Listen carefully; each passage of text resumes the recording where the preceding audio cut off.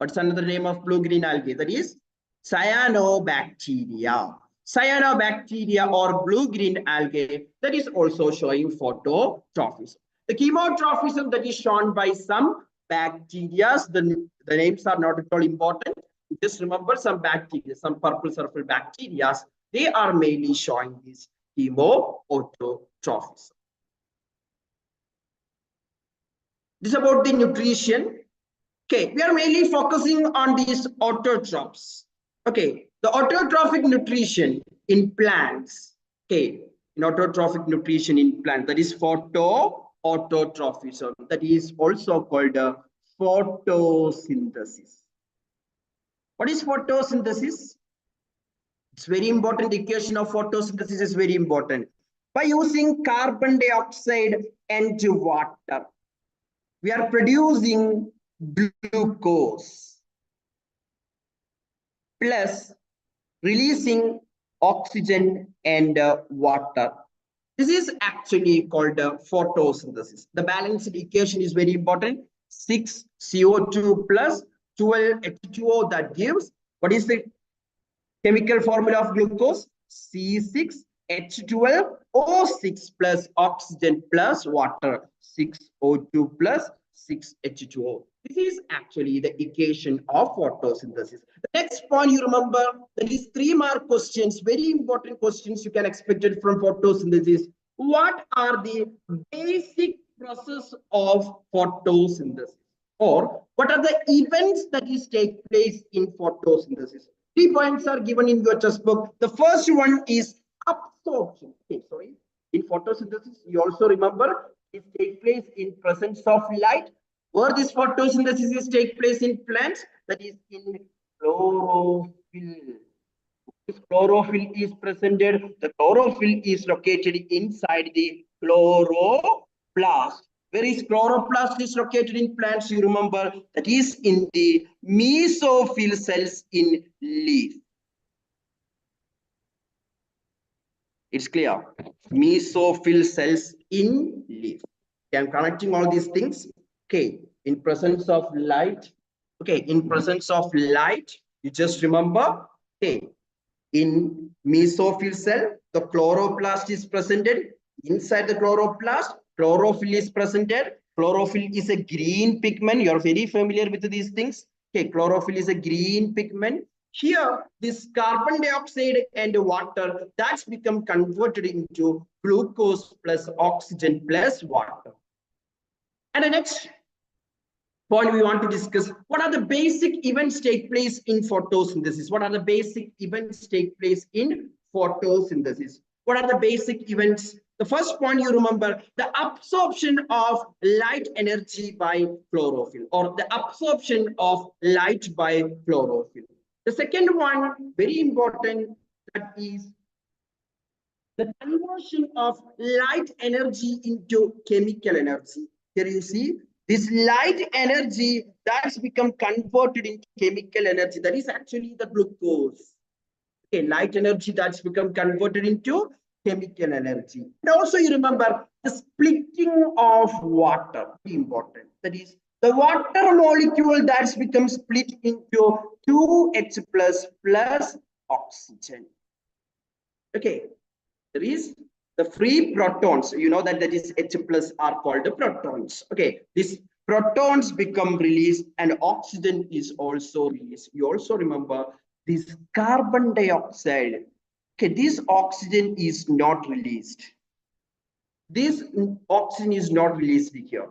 The oxygen released by the plants, that is actually by the splitting of water.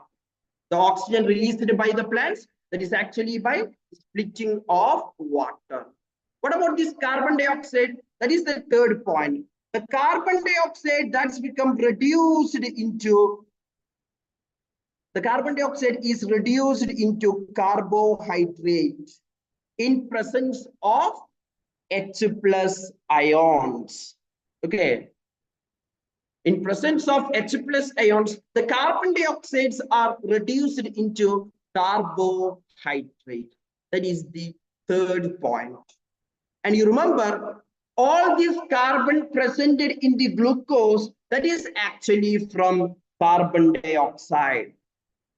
Okay, all these 6 carbons presented in this glucose. Glucose is a carbohydrate. Okay, that is actually from carbon dioxide. Okay, these are the points you remember about photosynthesis. And some of the examples are given there. You just remember some of the examples. Sorry, some of the experiments are given in your textbook. One is chlorophyll is necessary for photosynthesis. Another one is carbon dioxide is necessary for photosynthesis. Two experiments, very important. Okay, here in carbon dioxide is essential for photosynthesis. You remember about importance of KOH. The KOH is placed in this watch glass that will absorb the carbon dioxide. That's why here the photosynthesis is not take place. The starch test become negative. You remember what is starch test? Starch test means you are adding these iodine solutions into, okay, you are adding these iodine solutions into the starch. It become blue, dark blue color. It's become dark blue color. That is actually called a iodine test. Is it clear? If you have any doubts? Any doubts? Is it clear? Please respond. Najit, Maha.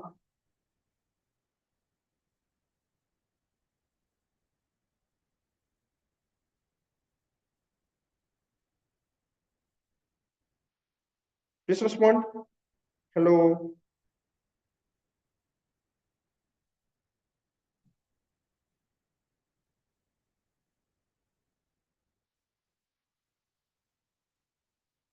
Please respond.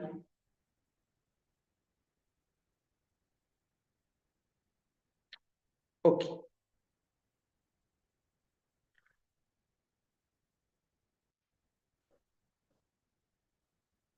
The next point you remember, okay, here in chlorophyll experiment, okay, the chlorophyll is necessary for the experiment. You remember what's the importance of variegated leaf. Okay, the next point you remember, okay, what's the importance of this variegated leaf. And the next point you remember, that is importance of alcohol. The alcohol that is used to remove the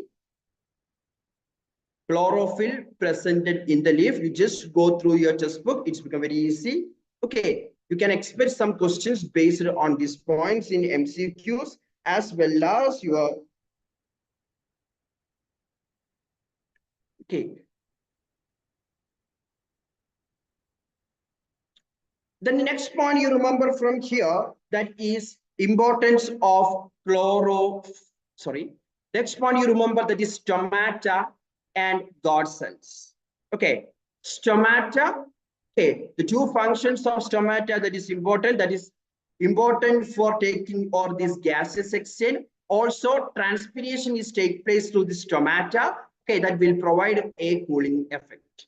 And what about the guard cell? The opening and closing of stomata that is controlled by guard cell. If the water that's become entering into this guard cell, okay, the water that's become entering into the guard cell, it's become turgid. Okay, the water that's become entering into the guard cell, turgid. Okay, if the water that's become removed from the, if the water that's become entering into the guard cell, it's become turgid and the stomata become open. Okay, if the water is removed from the guard cell, the stomata will close. It's become flaccid and the stomata will close. These 2 points you remember. Here are some questions you can see. Okay, here you can see some questions. When a few drops of iodine solutions are added to the rice water, the solution turned blue-black in color. It indicates the rice water contain fat, complex protein, starch, or simple protein. You remember that is the presence of starch. Okay, this is a test for starch, the identification of starch. And also remember, in plants, the carbohydrates are stored in the form of starch. The carbohydrates are stored in the form of starch. This point also you remember. And the opening and closing of stomata, it is due to high pressure of gases inside the cell, movement of water in and out of the guard cell, stimulus of light in guard cell, diffusion of carbon dioxide in and out of guard cell. You remember the opening and closing of stomata that is controlled by the guard cell due to the movement of water into and out of the guard.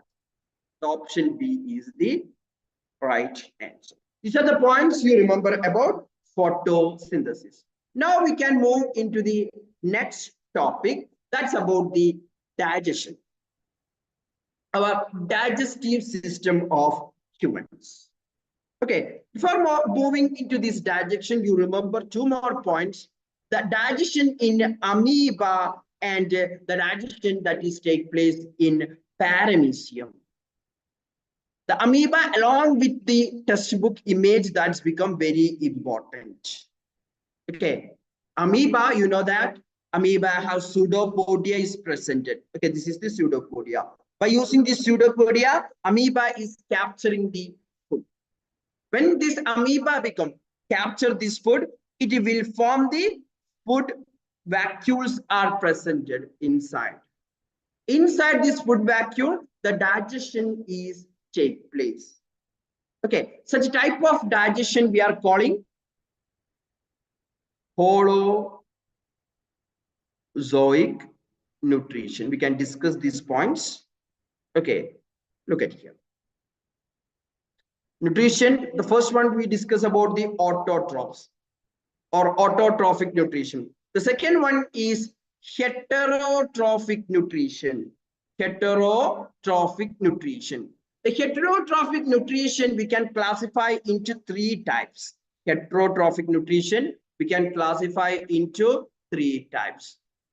What are the three types of heterotrophic nutrition?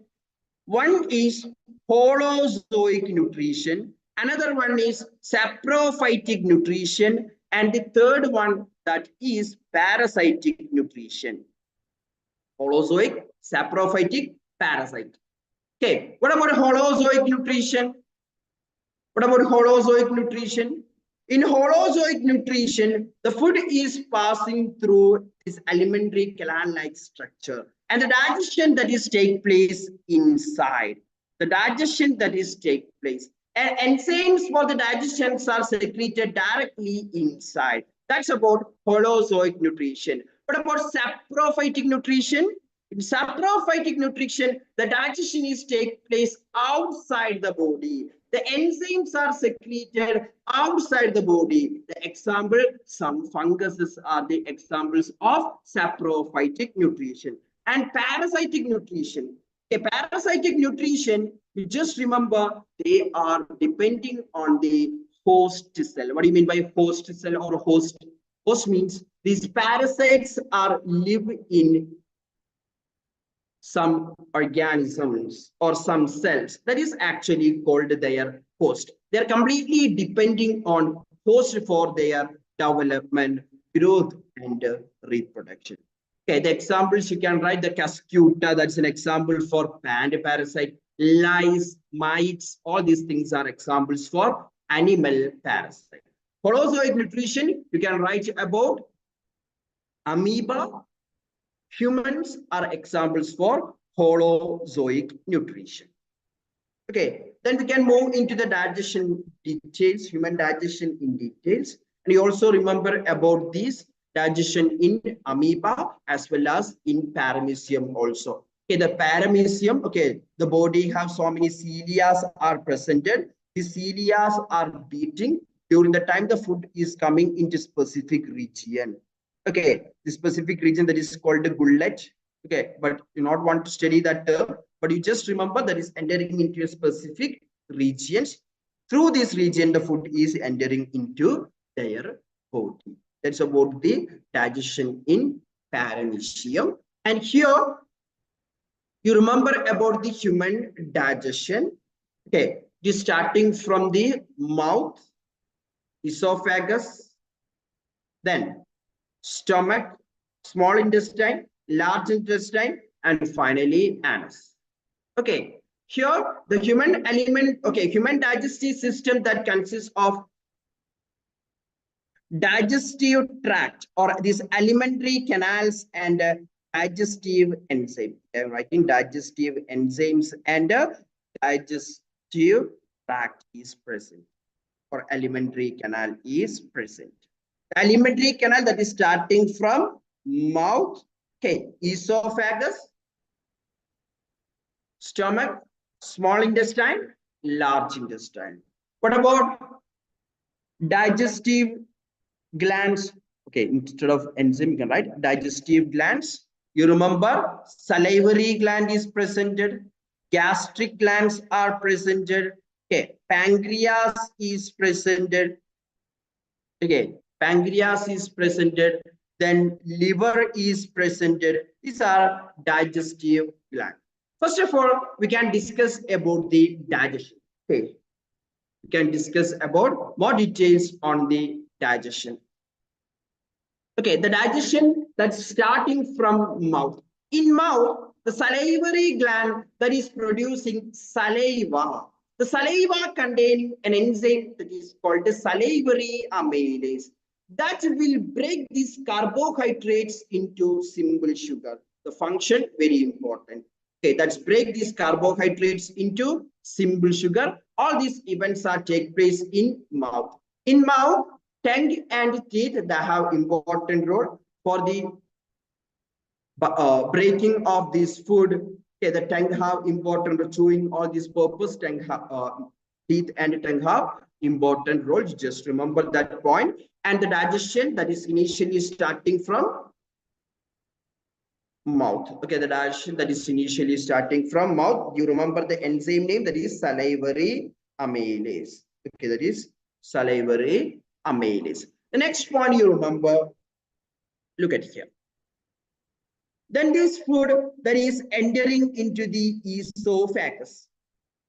Through this alimentary canal, the food that is have a specific involuntary movement is presented that is called a peristaltic movement. It's like a wavy movement. Okay, it's like a wavy movement. That is actually called a peristaltic movement. Okay, the muscles of alimentary canals become contract. As a result, this food is pushed forward. You just remember the rhythmic contraction and relaxation of alimentary canal that push food forward. Such type of movements are called peristaltic movements. Okay, just remember that is peristaltic movement. You can expect a 1 mark question. What is peristaltic movement? Okay, that is in MCQ or in an option question. You can expect the question. And from this esophagus, food is reaching in the stomach. Stomach is a J-shaped structure. Inside the stomach, we can see the gastric glands are presented. And these gastric glands are producing different enzymes. And their secretion that is called, you just remember, that is gastric juice. Their secretion is called a gastric juice. The gastric juice that consists of HCl is presented, mucus is presented, and also the enzyme pepsin. Okay, also the enzyme pepsin. Okay, what about the HCl? What are the roles of HCl? HCl, that is highly acidic substance that helps for destroying the bacteria or toxins presented in the, or the pathogens presented in the food. And also it will activate the pepsinogen into active pepsin. It will activate pepsinogen into pepsin. Okay, these are pepsinogen, and in presence of HCl that has become converted into pepsin. That's the point you remember. The next, okay, pepsinogen that's converted into pepsin in presence of HCl. Okay, and the next point you remember, that's about mucus. What are the roles of mucus? The mucus that will protect the walls of stomach from this acidic condition. Okay, this is what about the pH? The pH is 1 point something. That's about the HCl. Okay, in this acidic pH, the walls of stomach that is protected by mucus. You remember the function and the diagram given in your textbook. You must follow. It is very, very important. Whatever diagrams given in your textbook, that is important. And what is the function of pepsin? The function of pepsin, that is breakdown of proteins into amino acids. Okay, breakdown of proteins into amino acid. That's the function of pepsin. Okay, this is about the stomach. From the stomach, we are moving into small intestine. Okay, the digestion that is completed in small intestine. The complete digestion, okay, that's become completely finished in small intestine. Okay, here from the liver, the bile juice become released. And you also remember the bile is produced from the liver. It's become stored in the gallbladder.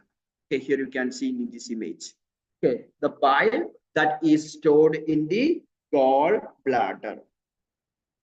Okay, the bile that is stored in the gallbladder, you just remember. Okay, what's the function of bile? That is emulsification of fat. That's a function of bile. What do you mean by emulsification? That is breaking the large fat molecules into simple droplets or simple vesicles. That is actually called emulsification. This large fat that's become breaked into small fats or small vesicles, that is actually the function of bile juice. Okay, then pancreas. Pancreas, you remember, pancreas is a heterocrine gland. Why it is called heterocrine gland? Because this pancreas that have ability for the production of exocrine. Okay, or this pancreas that is acting as both the exocrine gland and endocrine gland. That's why it is called a heterocrine gland. The exocrine part of the pancreas that is producing very important 3 enzymes. One is trypsin. Okay, another one is, can anyone in? Rida, Muzammil, Shamil? Yes. The another one is lipases, and also remember amylases. Okay, that is, you just remember pancreatic lipases and pancreatic amylases. Okay, what's the function of trypsin? Again, proteins breakdowns into amino acid. Lipases, that will break these fats into fatty acid and glycerol. Let's break fat into fatty acid and glycerol. That's a function of lipases. What about amylases? That's breaking these sugars into glucose. Okay, the simplest form of sugars that will break in these carbohydrates into glucose. That's the main function of pancreatic amylases. And also remember, inside the small intestine, the complete digestion become finished. And inside these intestine, small intestine, you remember the walls of small intestine has this finger-like projection that is actually called the villi. The villi that have rich in blood supply. And what's the function of villi? You remember, they are increasing the surface area for absorption and have rich supply of blood vessels. And from here, the food, digested foods are entering into the blood, or that's become absorbed into the blood. The digested food that's become absorbed into the blood, that is in the small intestine. And the digestion become finished in small intestine. The remaining undigested food that's become going into large intestine, and finally through the anus. Okay, the fecal matter will become release. And this opening of anus that is controlled by anal sphincters. You just remember, it is a previous year question. You just remember the anal sphincters means some muscles are presented in this region of anus that is actually helping for the removal of fecal matter. The anal sphincters contract and relax during the time the fecal matter become released. And we can discuss through some questions. Okay, I'm just giving some simple questions. The length of small intestine in deer is more compared to the length of small intestine in tiger. The reason for its in herbivorous. What do you mean by herbivorous? Herbivorous means this plant eating or this grass eating animals, this plant eating or this grass eating animals, that is actually called a herbivores. In case of herbivores, okay, the cell wall that will containing cellulose, they are eating plant, the plant cell that containing cellulose. Okay, there is no enzymes for digesting cellulose inside our body. For the digestion of these plants, it will take more time. That's why in case of deer, they have small intestine, the length is very high as compared to tiger. Tigers are carnivores or they are meat eaters. Okay, carnivores or meat eaters. In case of meat eaters, there is no cell wall. Okay, the meat, that is animal cell. Animal cell, there is no cell wall. It's become easy to digest. That's why they have the length of the intestine is small. Okay. Then the length of small intestine in a deer is more as compared to the length of small intestine in tiger. The reason for this: mode of intake of food, type of food consumed, presence of absence of biliary intestine, presence of absence of digestive enzyme. You can go with the type of food they consume. Okay, it is based on the carnivorous or herbivorous. Okay, it's clear. The next one, in which mode of nutrition an organism derives its from body of another living organism without killing? Saprophytic nutrition, parasitic nutrition, holozoic nutrition, or autotrophic nutrition? Can anyone? Shamil, Najid, Rida.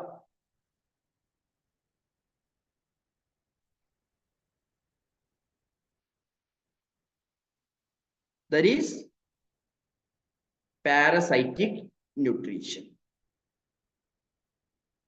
Okay, just remember that point. Okay. The nutrition of organism that derive its from body of another living organism without killing it, you just remember that is parasitic nutrition. How does paramecia obtain its food? We already discussed about the structure of paramecia by using the cilia. The food is coming into a specialized region that is called a gullet. Through this gullet, the food is entering into their food. Again, also you remember what is the mode of nutrition in amoeba also. What causes the movement of food inside the alimentary canal in human being? That is peristaltic movement.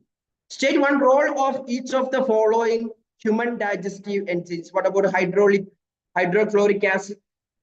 It will kill pathogens presented in the food. That's one role. Another one you remember, it will activate the pepsinogens into pepsin. Villi, it will increase the area of absorption.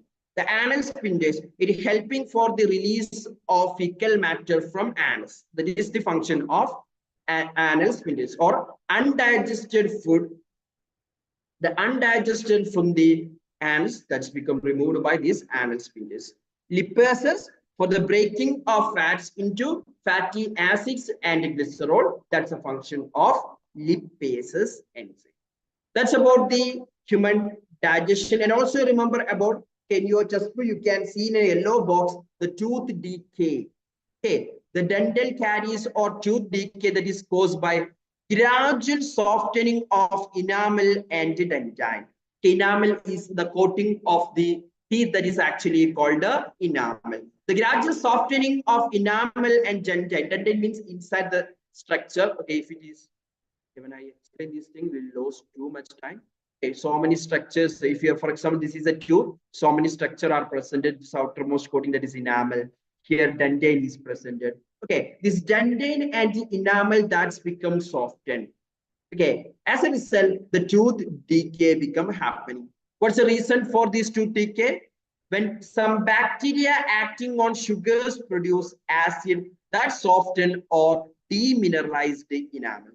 Okay, when you are eating food, your mouth will contain sugars. From these sugars, the bacteria are producing some acid. These acids are actually softening the enamel. Okay. Then you also remember what is dental plaque meaning? Okay, the food particle, okay, along with the bacterial cell stick in the teeth. That is actually called a dental plaque. Okay, that's actually called a dental plaque.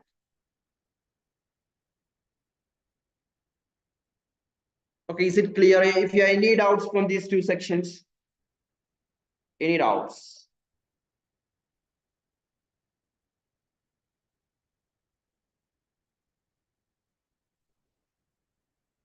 Any doubts? We can move into the next section. Okay, we can move into the next section. That's about respiration. Before moving to the respiration, we want to differentiate what is the difference between breathing and respiration. If you're taking air inside, okay, and air outside, that is actually called breathing. What is actually the respiration?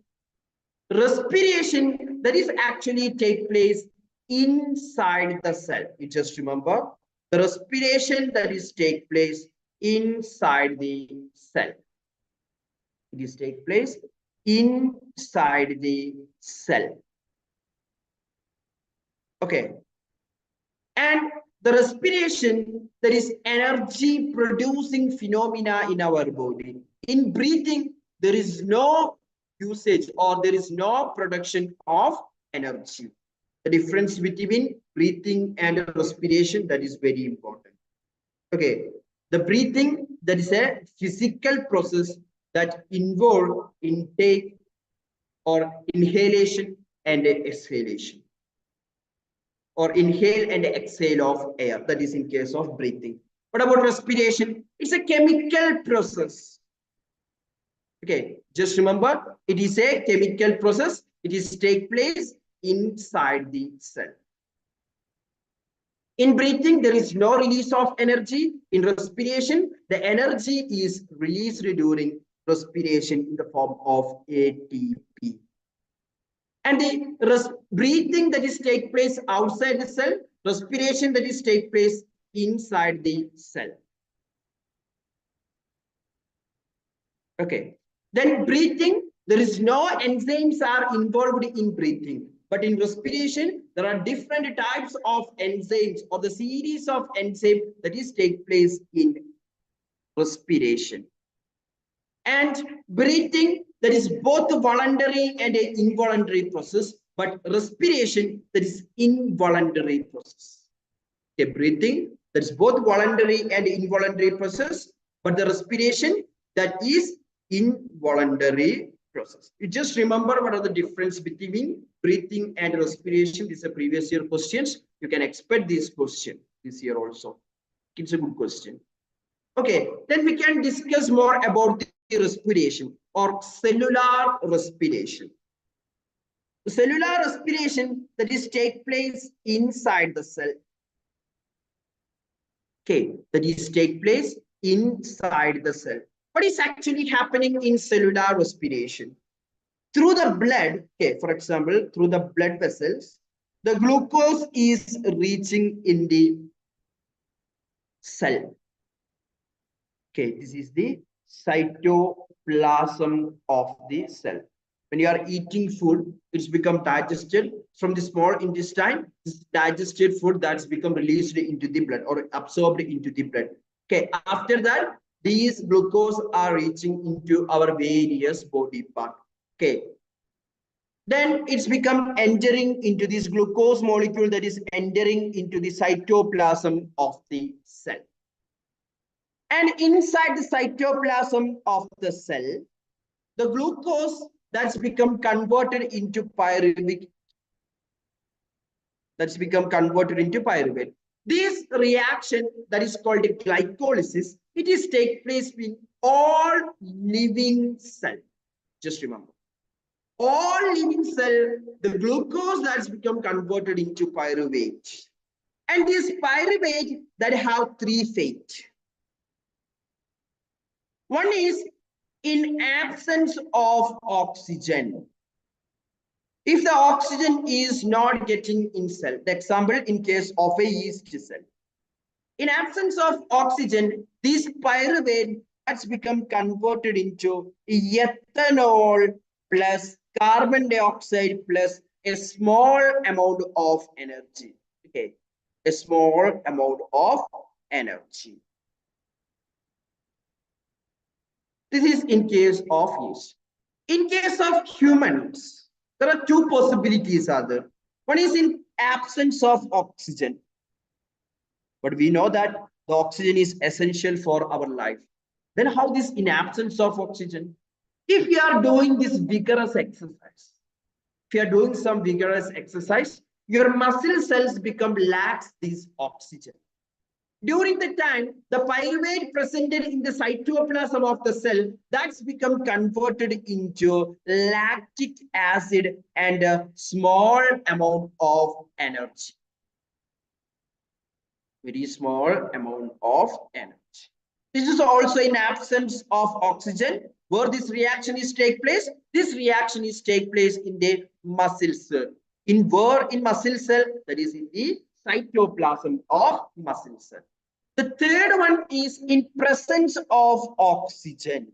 What is happening in presence of oxygen? In presence of oxygen, the pyruvate that's become converted into carbon dioxide and water plus energy.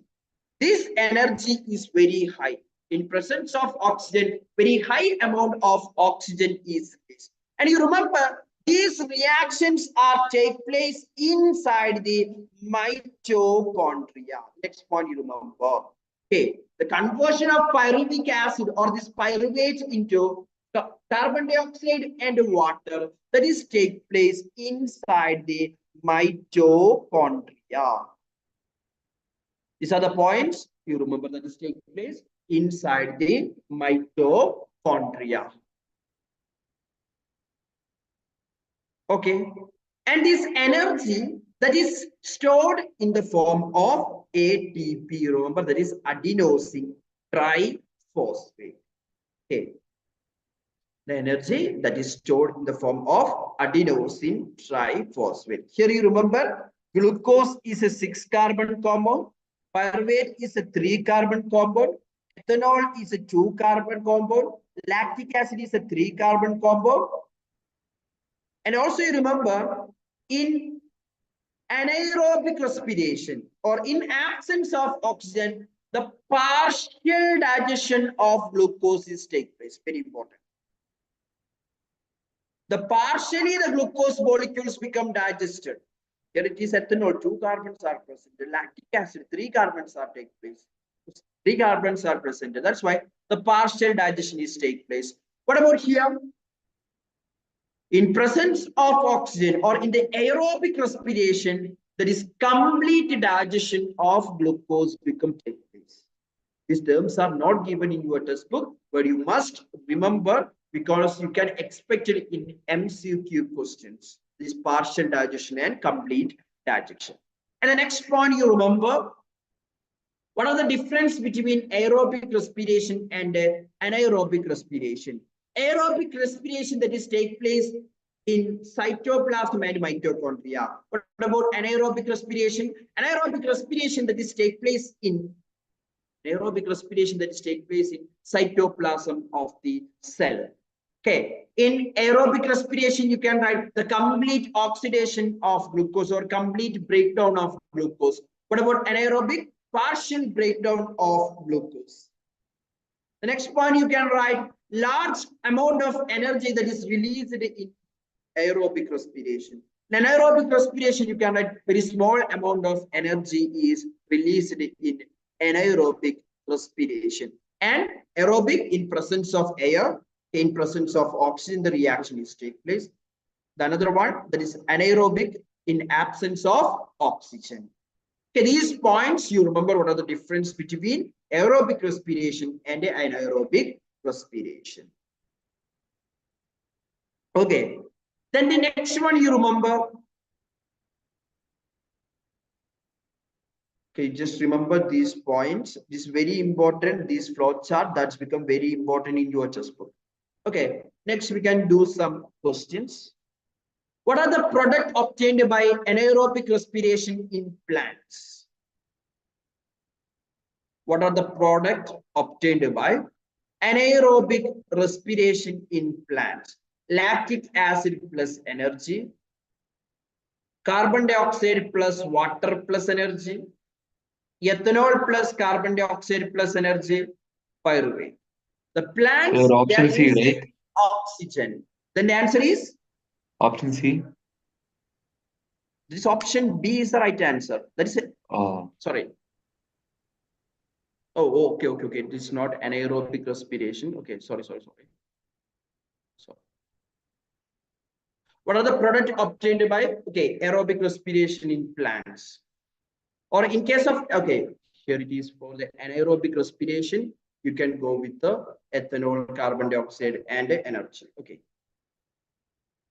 I think this is mistakes in these questions. Okay, otherwise it's become ethanol, carbon dioxide plus energy if it is anaerobic. Okay. The next question, assertion and reason type. The rate of breathing in aquatic organism is much fast. Okay, we can discuss this later. Okay, before moving to that one.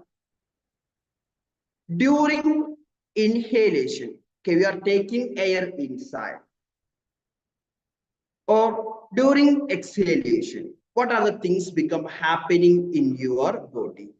Just remember, during inhalation, the dome-shaped diaphragm become flattened. The ribs that's become lift up.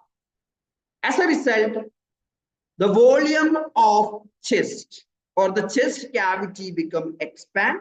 The volume of lungs become increase. That's why from outside, the air is coming into inside. During exhalation, this diaphragm that is coming into normal, these ribs are relaxed. Then the volume of the lungs become decreased. As a result, exhalation is take place. And your one of the experiment that is given in your textbook, okay, that is by using a straw, you just exhale into the lime water. What are the changes happening into the lime water? The lime water that's become reactive with the carbon dioxide to form calcium carbonate. You know, the lime water formula is calcium OH twice, calcium hydroxide.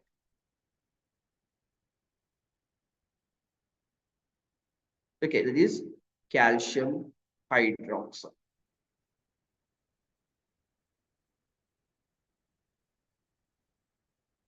This point also you remember. And this process, this ethanol making process, is actually called fermentation, alcohol fermentation. This process is called alcohol fermentation. Just remember.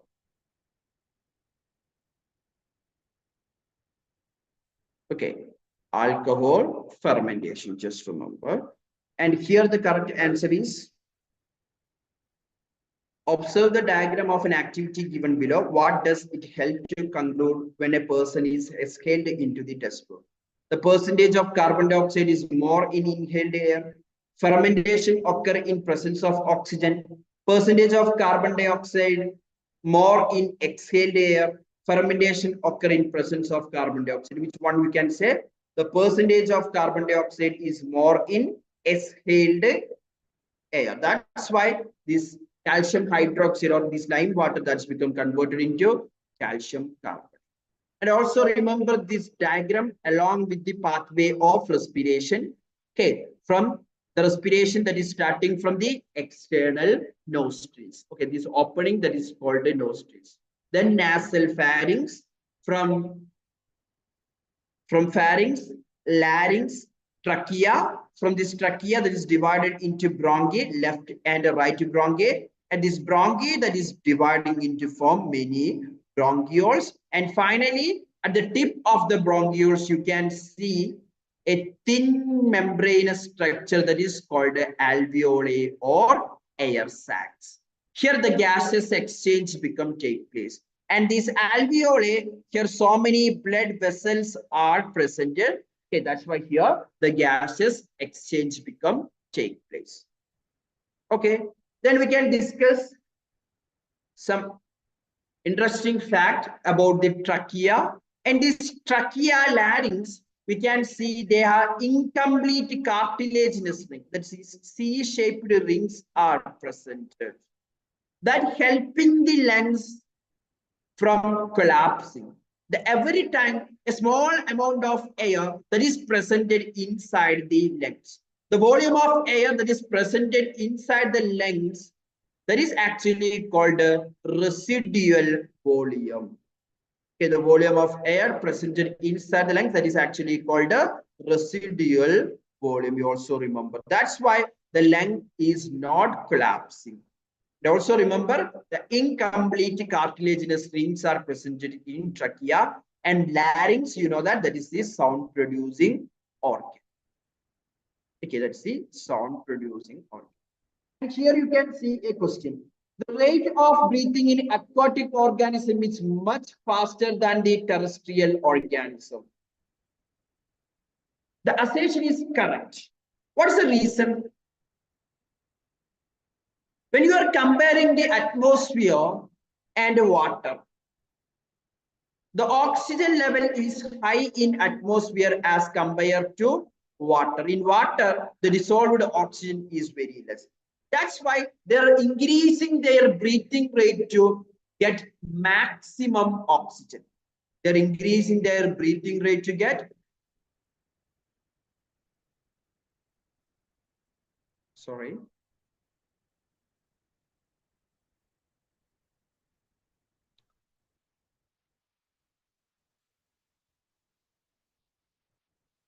Okay. They're increasing their maximum. Okay, they are increasing the maximum rate of respiration. They are increasing the rate of respiration maximum to get oxygen, more oxygen, to get more oxygen. Okay, you just remember these points. Okay, you just remember these. Okay, I'm writing some things in this area. You can just note it. Okay, these are from your test book. You just go with your test book. Okay. Then what are the reason? The reason is correct. The amount of oxygen dissolved water is very high compared to amount of oxygen in air. That is incorrect statement. Okay, here the assertion is true. The reason is false. Just remember this. You can expect these questions for 2 marks as well as in the MCQs. In multiple choice question, and also for the 2 mark question, you can expect the question. Okay, in fishes, they are increased rate of respiration. Why they have increased rate of respiration? Because the amount of oxygen in dissolved water is very low as compared to atmosphere. For getting maximum oxygen, they are increasing the respiratory rate. Okay, these are the points. These are the important points about the respiration. Now they can move into the next topic. That's about transportation. Okay, the transportation means the transfer from one side into another side. That's actually simply we can call transportation. Okay, the transporting the molecules from one side into another side. That's actually called the transportation. First of all, we can discuss about the transportation in human, that is blood circulation. Okay, that is blood circulation. What about the blood circulation? Look at here. The blood circulation or human circulation that is consists of blood and the pumping organ, that is heart, and blood vessels. First of all, we can discuss about the blood. The blood that consists of blood cell and plasma. And the majority portion of the blood that is water. Okay, the majority portion of blood is water. And some proteins are also presented in the blood. And the blood cells, different types of blood cells are presented, that is RBC, that is red blood cell, WBC, white blood cells, and platelets. Okay. RBCs, WBCs, platelets, these are the important blood cells presented. And these RBCs, they will have the red pigment, hemoglobin is present. Red pigment, hemoglobin that is presented in RBC. That is helping for the transport of oxygen and carbon dioxide, or the transport of oxygen, that is mainly by RBC containing hemoglobin. The transport of carbon dioxide also done by this hemoglobin, but majority of the carbon dioxides are dissolved in plasma water, or through the plasma. You just remember these points, you just remember. Okay, they're helping for the gaseous exchange, that is an important role of hemoglobin. Okay, and also remember hemoglobin that contain iron group is presented, Fe. The iron group is presented in hemoglobin. That's about the blood. And what about the heart? Okay, before moving to the heart, we can discuss about the blood vessels. The blood vessels we can classify into three types. One is arteries, and another one is veins, and another one is capillaries. What about arteries? Arteries are carrying blood away from the heart. Away from heart. They are carrying blood away from the heart. What about the veins? They are carrying blood towards the heart. They are veins. And these arteries that's become branched to form. Okay, just remember the branches of arteries are called arterioles. The branches of veins are called venules. And capillaries are actually these arterioles, or these branches of arteries that further divide to form fine capillaries, thin blood vessels, that is actually called capillaries. Okay, that's actually called capillaries. Okay, the importance of capillaries we'll discuss with the lymph or tissue fluid. Okay, lymph or tissue fluid, we can discuss the importance of capillaries. Okay, the next one. Next one, we can discuss about the heart. First of all, we can discuss about the heart of fishes and the blood circulation in fishes. The fishes, they have two-chambered heart is present. The heart consists of one atria and one ventricle. From this, okay, we can discuss two-chambered heart is presented. This is body part or tissue. This is the gills. Okay, this is the gills. Because the respiration, this exchange of carbon dioxide and oxygen that is take place in gills. From this body part, the deoxygenated blood, that means, what do you mean by deoxygenated blood? The amount of oxygen become very low. Okay, the amount of oxygen become very low in deoxygenated blood. The next point you remember, okay, this deoxygenated blood that is coming into atria, then ventricle. From this ventricle that is moving into the gills. Here from these gills, this deoxygenated blood that containing carbon dioxide that's become released into the gills. From the gills, the oxygens are diffused into the blood. And from these gills, this oxygenated blood is moving into body. This is oxygenated. Here, this is deoxygenated. And also remember, the heart of the fishes that always contain, the heart of the fishes that is always contain deoxygenated blood is present. That's why the heart of fishes that is called a venous heart. The heart of fishes that is called a venous heart, because always the deoxygenated blood is presented in the fishes. Okay, only one time the blood is passing through the heart. That's why it is an example for single circulation.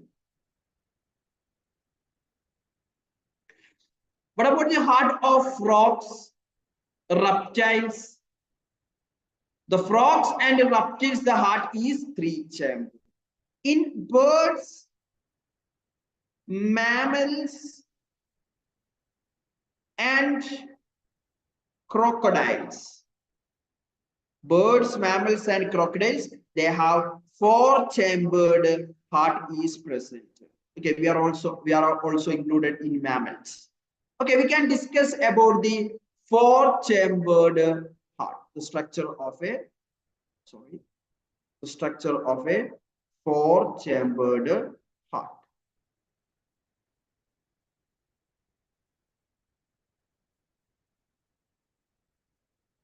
Just a second.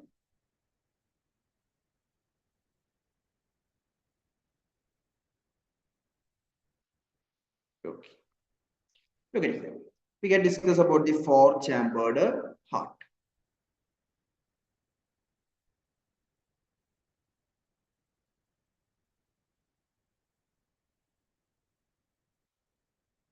I'm drawing the structure, very important. Okay, all the images, diagrams given in your textbook, that's become very important.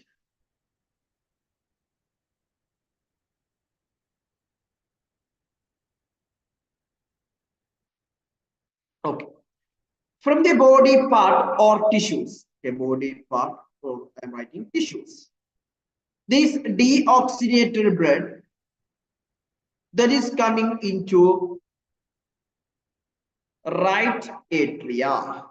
Just remember, you know what are the 4 chambers? Right atria, right ventricle, left atria, and a left ventricle. From the body, these deoxygenated bloods are coming into right atria. From this right atria, the blood is coming into right ventricle. These are deoxygenated blood. Okay. Simply, I will represent it with these deoxygenated bloods. I am representing with the green color. These deoxygenated blood are coming into right atria, then right ventricle. From this right ventricle, this blood is moving into the lungs through pulmonary artery. What's the definition for artery? Arteries that carry blood away from the heart. Here you see, the blood is moving from heart to lungs. That is, blood is moving away from the heart. That is arteries. That's why it is pulmonary artery. This will containing this deoxygenated blood that's become reaching in the lungs. And this deoxygenated blood containing carbon dioxide that's become released in the lungs. And from the lungs, the oxygen become mixed with the blood. Then this blood become oxygenated blood. This oxygenated blood that is coming into the left atria. Okay. And through pulmonary veins. Through the pulmonary veins, this oxygenated blood that is coming into left atria. From this left atria, this oxygenated blood is moving into left ventricle. From this left ventricle, this oxygenated blood moving into body part through aorta. You just remember aorta, that is the major artery. Here also, I missed one point, that is vena cava. Vena cava is major veins in our body, that is called vena cava. This vena cava is actually opening into right atria. Here you see The right side of the heart will have deoxygenated blood and the left side of the heart have oxygenated. And the blood that is circulated 2 times in the heart. That's why it is called a double circulation. Here you see the one circulation in between heart and lungs, and one circulation in between body part and lungs. Okay, the circulation in between heart and lungs, that is called a pulmonary circulation. Pulmonary circulation. The circulation in between heart and body part, that is called a systemic circulation.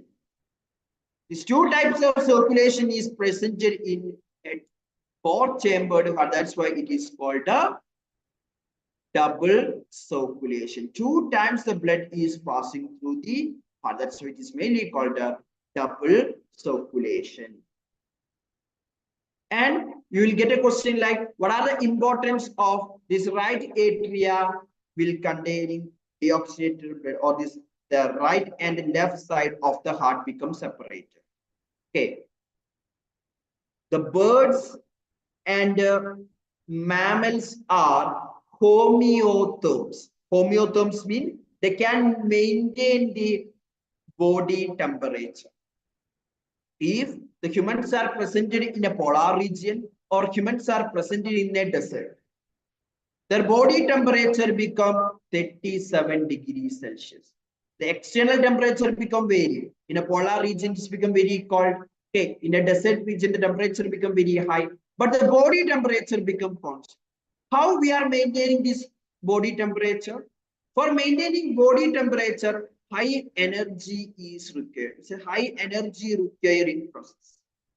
For providing this energy, we want the proper supply of oxygen.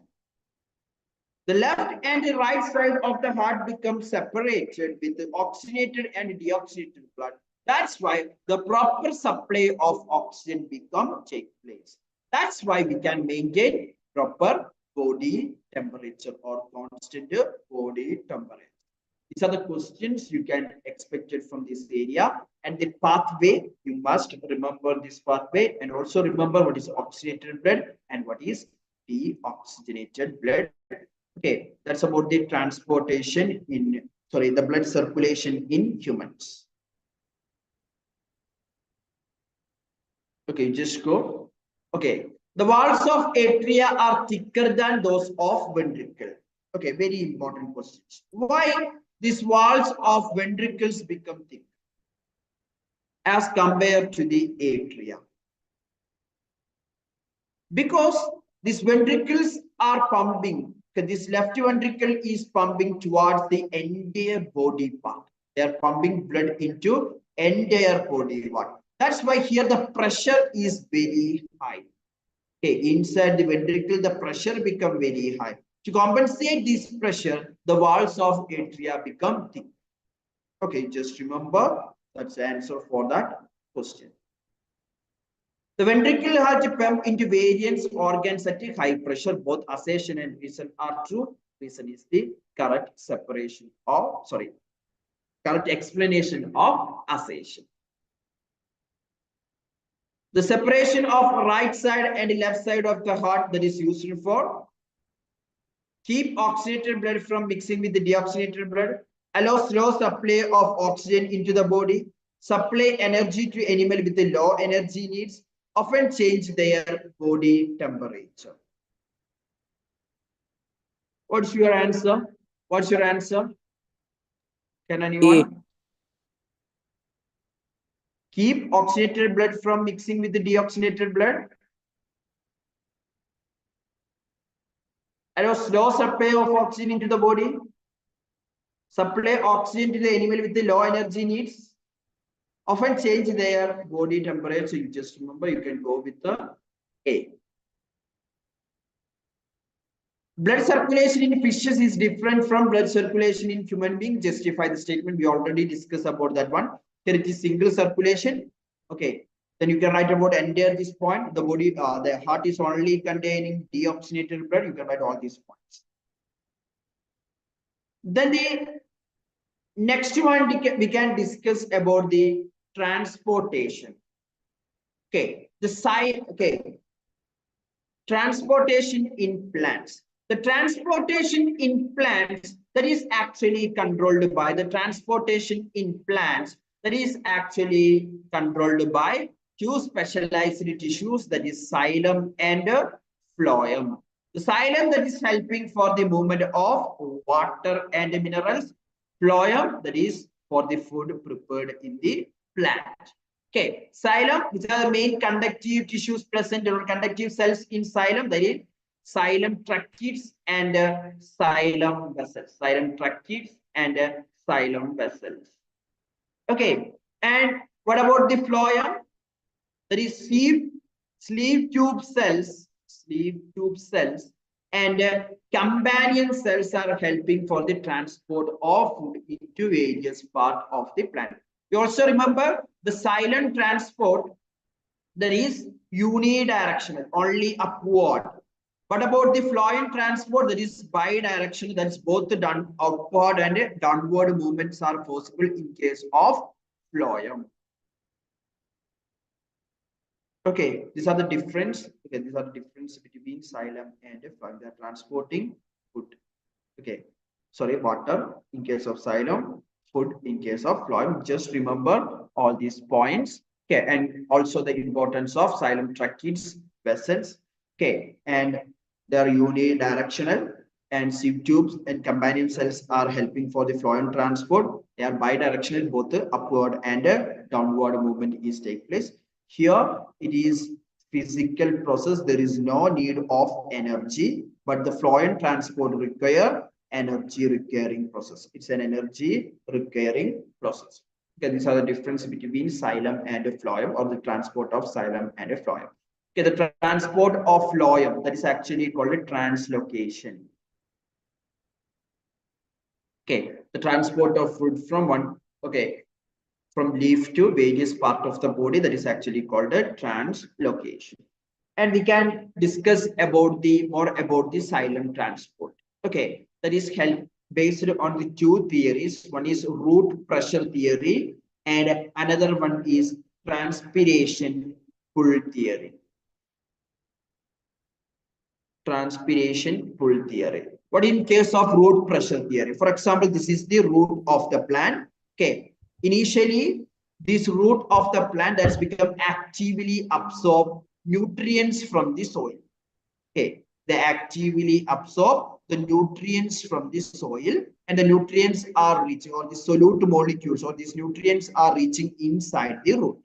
And inside the root, high concentration of nutrients and low concentration of water. Here the low concentration of water. Low concentration of water. What about soil? Soil has high concentration of water.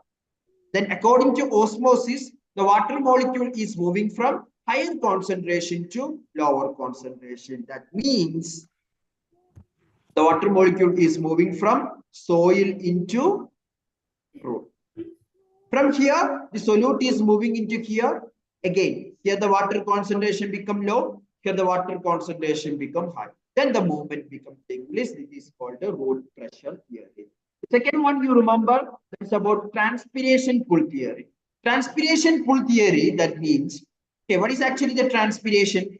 The water molecule loss from the plant in the form of water vapor in the through the aerial part of the plant. Okay, the water molecule loss from the plant in the form of water vapor through the aerial part of the plant. That means through the leaf. Okay, that is actually called transpiration. Okay, during the time of transpiration through the stomata, the water molecule become lost. As a result, it will collect the water from the neighboring cells. Okay, then these cells collect the water from its neighbor cell. These one collected from its neighbors. And finally, this will become reaching in the root. Okay, and finally, from the soil, the water become absorbed into the. This is actually called a transpiration pull theory. Okay, the transpiration that have Another function also, it will provide the cooling effect around the plant. That's why we are sitting under plants, because under the plants, they are providing a cooling effect as a result of transpiration. You just remember these theories. These two theories are associated with the transportation or xylem transport. The next one is phloem transport. Phloem transport here. Just look at here. The foods are okay. The food are produced in the foods are produced in the leaf, and these produced fruit that is in the dissolved form. You remember, in plants, the food are produced in the form of glucose. They are transported in the form of sucrose. They are stored in the form of starch. Produced in the form of glucose, transported in the form of sucrose. Okay, they are stored in the form of starch. Here you see, this is the sucrose is presented in the leaf. We want to transport into various parts of the plant. Here, this red one that is indicating phloem, this blue one that is indicating xylem. The red one that is indicating phloem, this blue one that is indicating xylem. And here, okay, look at here.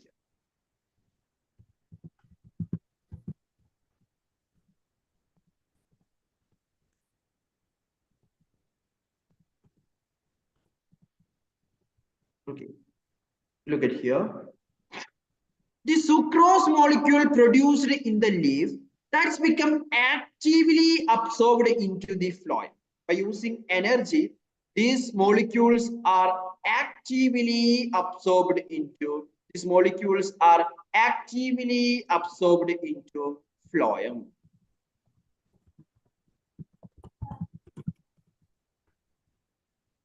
That is clear. Okay, I will show you. Okay, these things become presented here. The sucrose molecules, okay, that's become actively absorbed into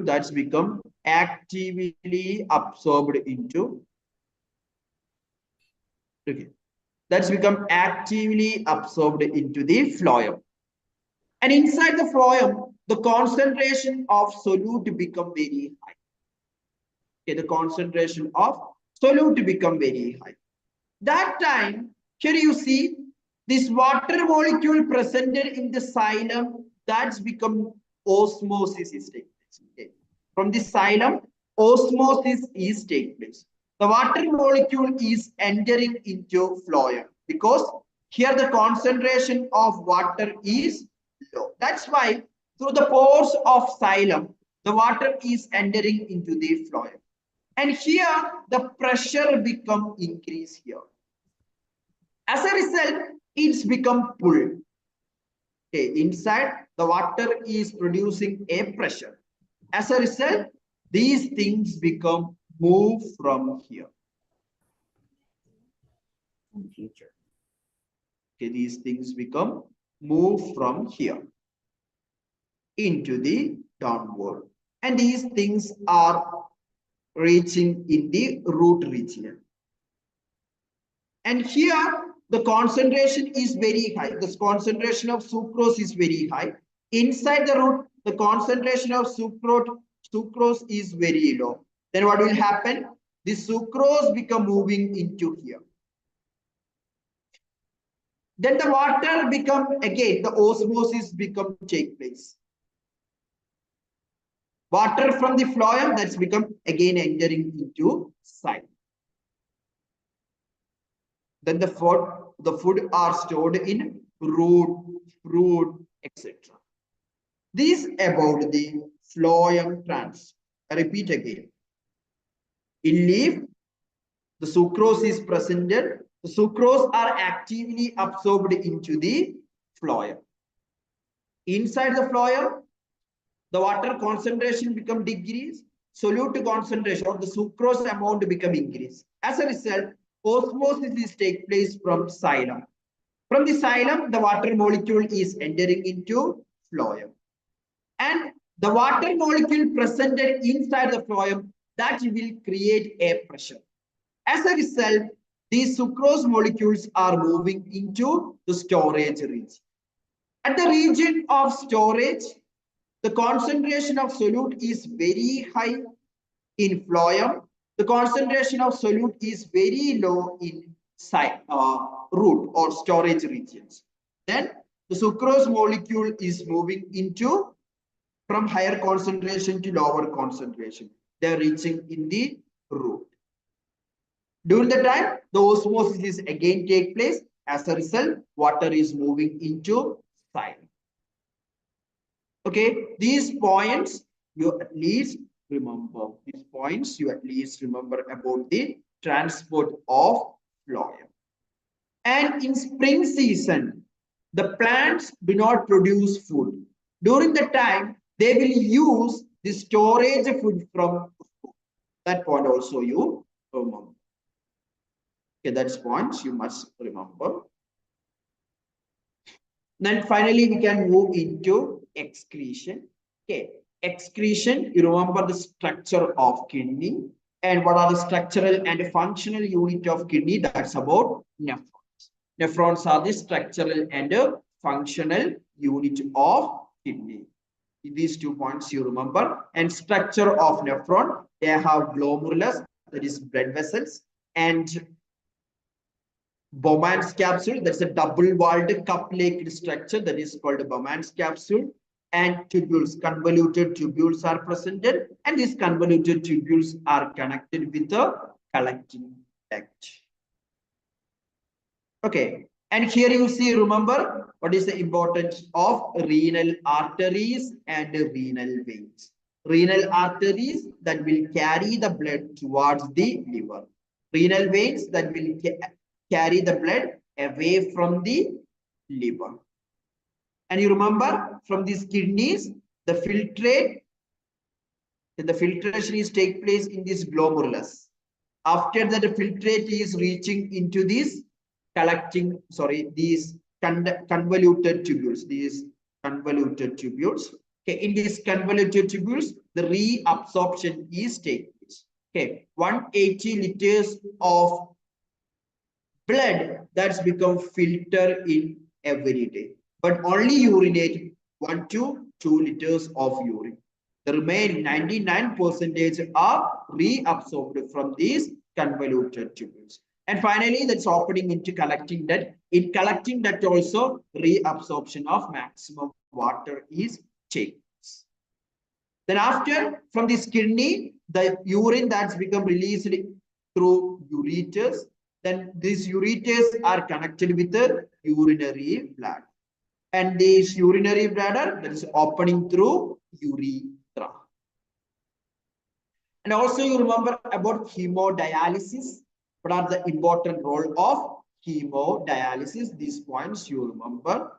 Again, in case of hemodialysis, they are collecting the blood from arteries. Okay, all these points you remember about hemodialysis or artificial kidney. Write one specific function of each of the following organ relation with the excretion in human beings. Renal artery that will carry the blood towards the kidney. Urethra that will collect the urine from kidney. Glomerulus, the filtration is take place. Tubular part of the nephron, that is reabsorption of glucose, amino acid, all these things, they are complete reabsorption that's become take place in the tubular part of nephron. The used dialysate solution is rich in urea and excess salt, blood cells, lymph, and protein. The used dialysate solution that will contain urea and excess salt. Okay, and we are not discuss about lymph. Okay, the lymph you remember. Okay, from this capillaries. Okay, from this blood capillaries. Okay, it have minute pores are presented. Through these minute pores, some proteins and blood cell. Okay, blood cell means especially the WBCs and platelets that's become released, and these released blood cells are entering blood cells along with the protein and plasma that's become entering in between the cell or intercellular space. This is actually called a lymph or tissue fluid. Then these from here, it's become opening into lymph nodes, lymph vessels, and finally opening into the veins. And they are helping for they have important role in immune defense, transport of hormones. So many functions are present at these points. You also remember about the excretion. Now we can move into the next topic. Okay, that's about the next chapter. How do organisms reproduce? In how do organisms reproduce, we want to discuss about asexual reproduction, sexual reproduction. What are the importance of reproduction? Okay, all these things become very important in case of this chapter. Okay, and the difference between asexual reproduction and sexual reproduction. You remember that the reproduction that is important for the continuity of species, and the reproduction that may leads to variation and creating evolution. Okay, these 2 points you remember, that's the importance of reproduction. Okay, the reproduction, there are 2 types of reproduction is presented, asexual reproduction and sexual reproduction. The asexual reproduction, okay, there is no fusion of male and female. Okay, in asexual reproduction, there is no fusion of male and female gamete. In sexual reproduction, there is the fusion of male and female gamete. That's about sexual reproduction. Okay, and in asexual reproduction, there is no formation of gamete. Sexual, there is formation of gamete, which is the fast process, asexual reproduction, which is the easy process, asexual reproduction. Which one is creating less variation? That is asexual reproduction. Very important. Okay, and different types of asexual reproductions are there is budding, fission, vegetative propagation, spore formation, fragmentation, regeneration. All these things become very, very, very important. In fission, you are studying binary fission, but multiple fission.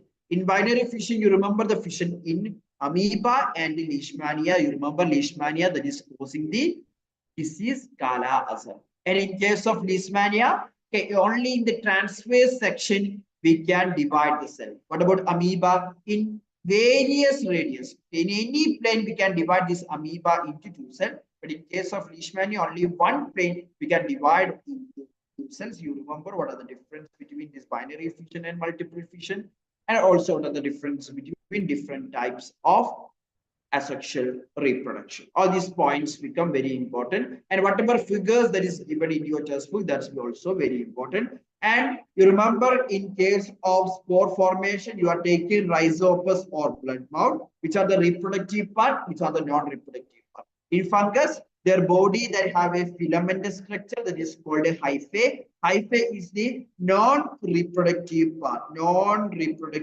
part of fungus. And here you see this sporangia, that is actually the reproductive part of fungus. These points you remember. And for the regeneration, they have specialized cells are presented with the examples. All this asexual reproduction with the examples, that's become very important.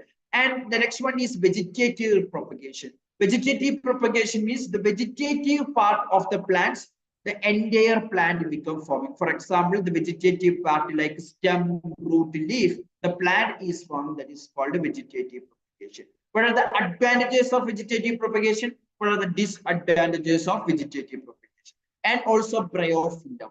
Okay, here you can see the image of bryophyllum. The bryophyllum, that is the bud formation. Okay, from the leaf, the bud will be formed. These leaf buds are germinated into flower. That's an example for leaf propagation.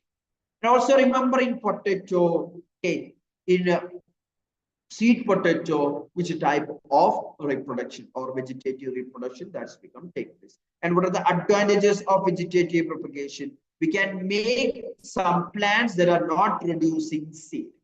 Okay, we can propagate, or we can make plants those are not produced seeds. And the vegetative propagation, there is no variation, the same character of parent, That's shown by the vegetatively propagated. What are the disadvantages? Less variations are created. Okay, if any diseases are affected with this vegetative plant, the disease also presented in the newly formed progenies. That are the disadvantage. And also remember about the tissue culture. In case of tissue culture, we are collecting a cell. Okay, in case of tissue culture, okay, we are collecting the cell from the meristematic part or the tip of the plant. We are collecting some cells, and these cells are initially treated with the cytokines. We know the plant hormone cytokinin. Cytokinin that is helping for the cell division. And group of cell is formed that is called a callus. And these callus that's become grow in a medium that will containing growth hormones and nutrients. After that, the seedlings become developed. What are the advantages of tissue culture? You remember, we can make seedless plants.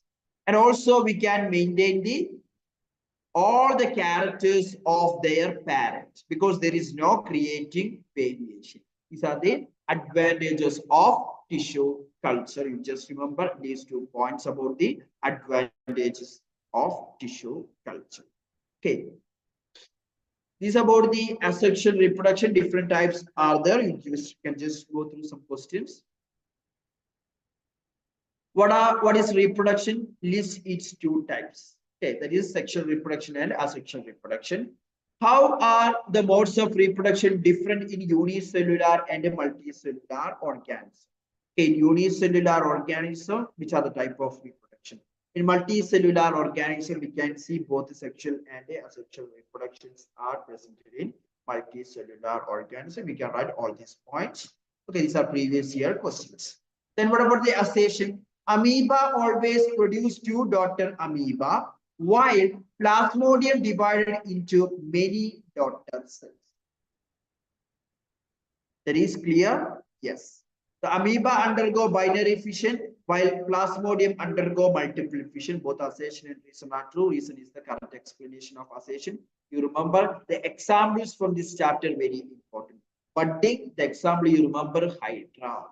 Okay. Spore formation, you can get the example, bread mouth. Okay. Regeneration, you will get, remember the example, planaria.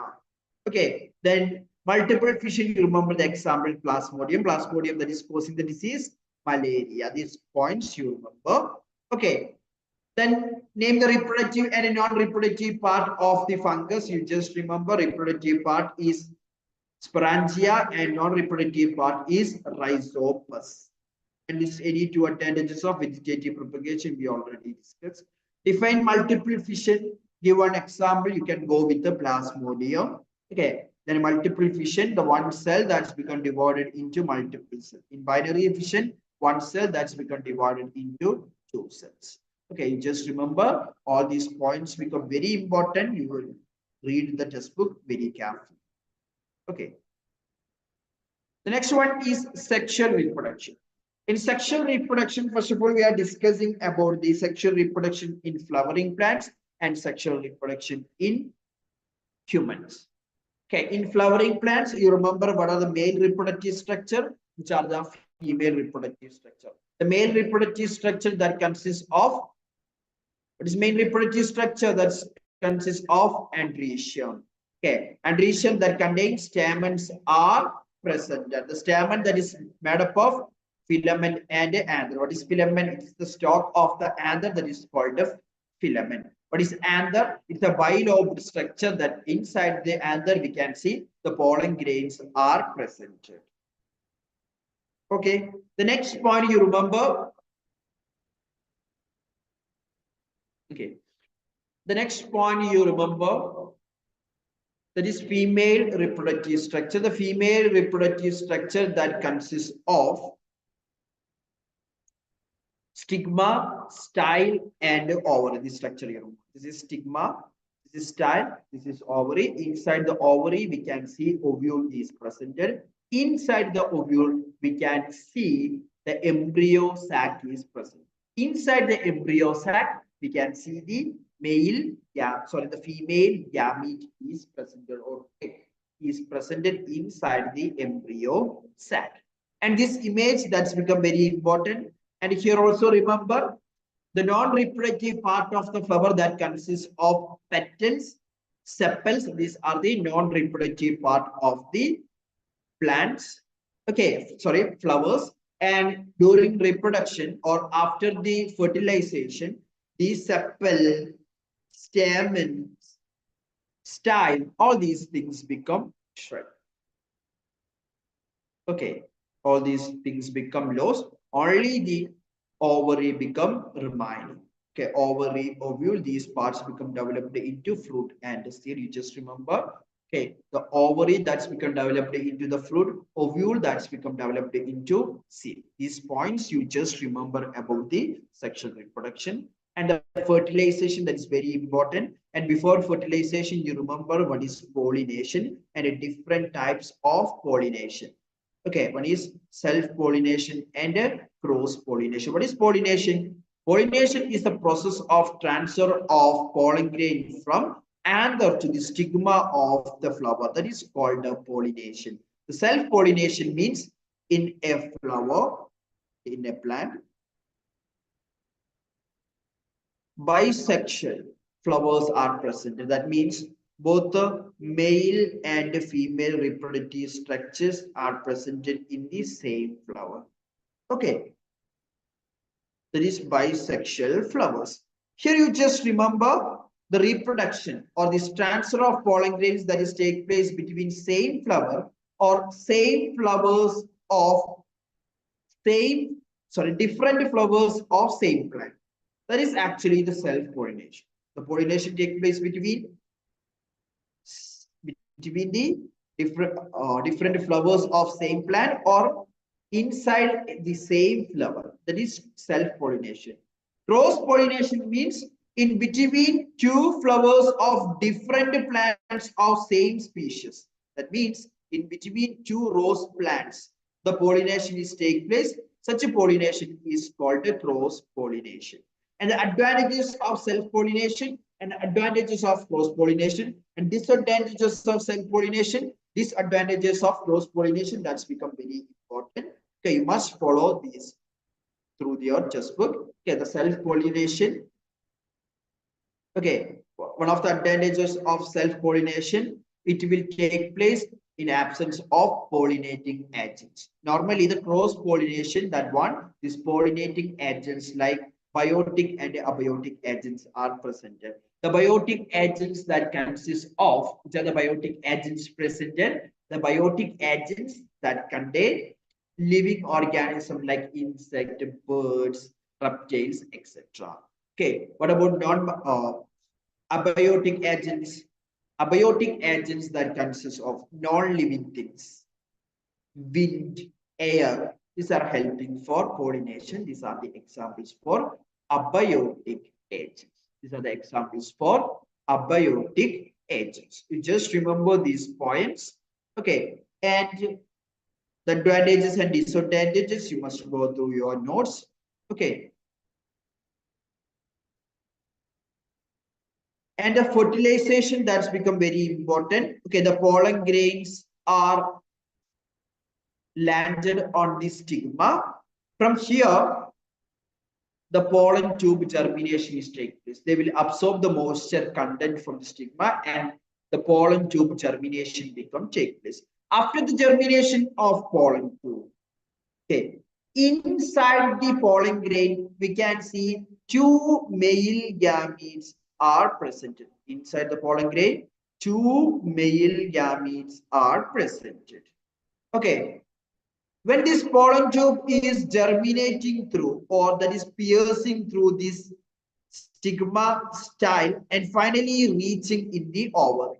During this time, these male gametes become fully developed and they become pierced into the embryo sac located inside the ovum. And they will release the two male gametes inside the embryo sac. One of the male gamete that's become fused with the female gamete or egg to form zygote.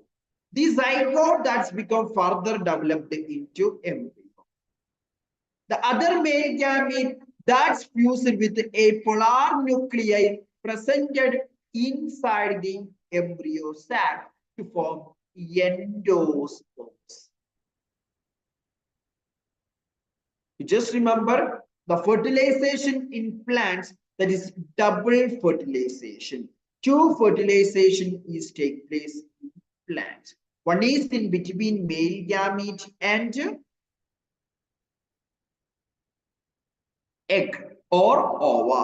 The second one in between male gamete and polar nuclei. Okay, two fertilization is take place in plants. That's why the fertilization in plant is double fertilization. And after that, it's become developed into embryo. The zygote become developed into the embryo, and this embryo or this ovule that's become developed into the seed, the ovary that's become developed into the inside the seed. You can see an embryo. Okay, here you can see an image.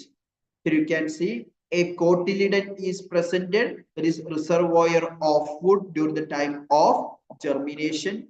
And here you can see the embryo axis. It's actually called the embryo axis.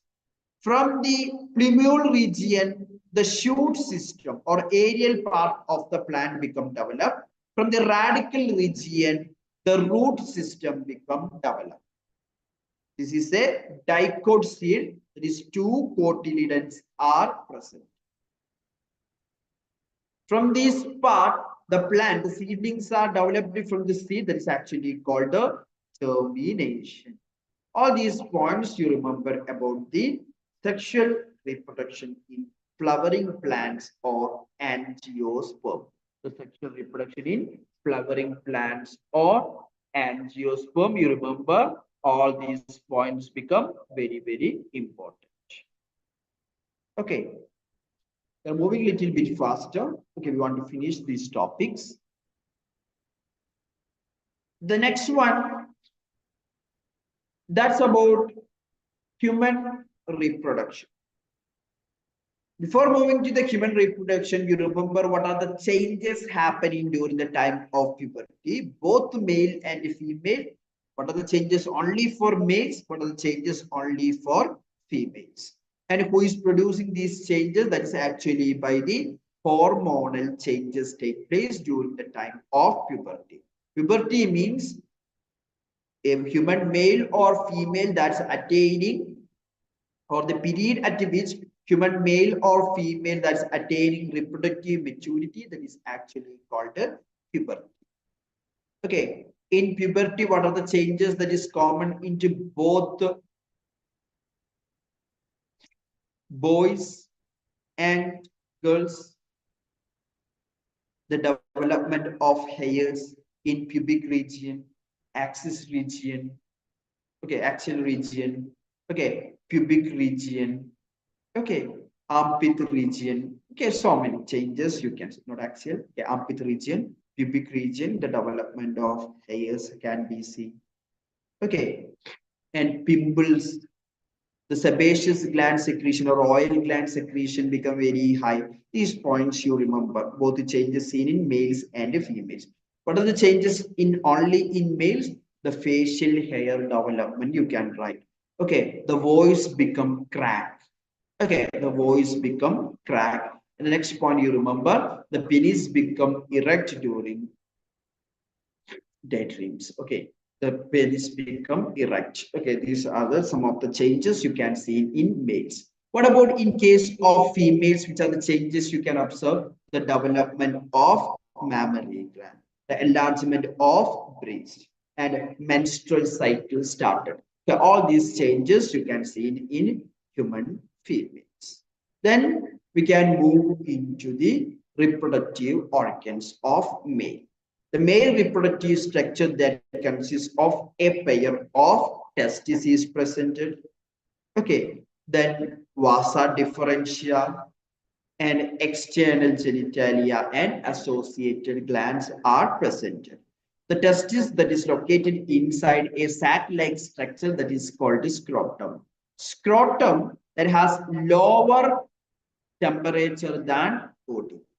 Okay, inside the scrotum, it's 1 to 2. Okay, actually 2 to 2.5 degrees Celsius lower than body temperature. That is helping for the sperm production. Okay, that's helping for sperm production. What about vasa differentia? The vasa differentia. Okay, wait a second, I will zoom it on.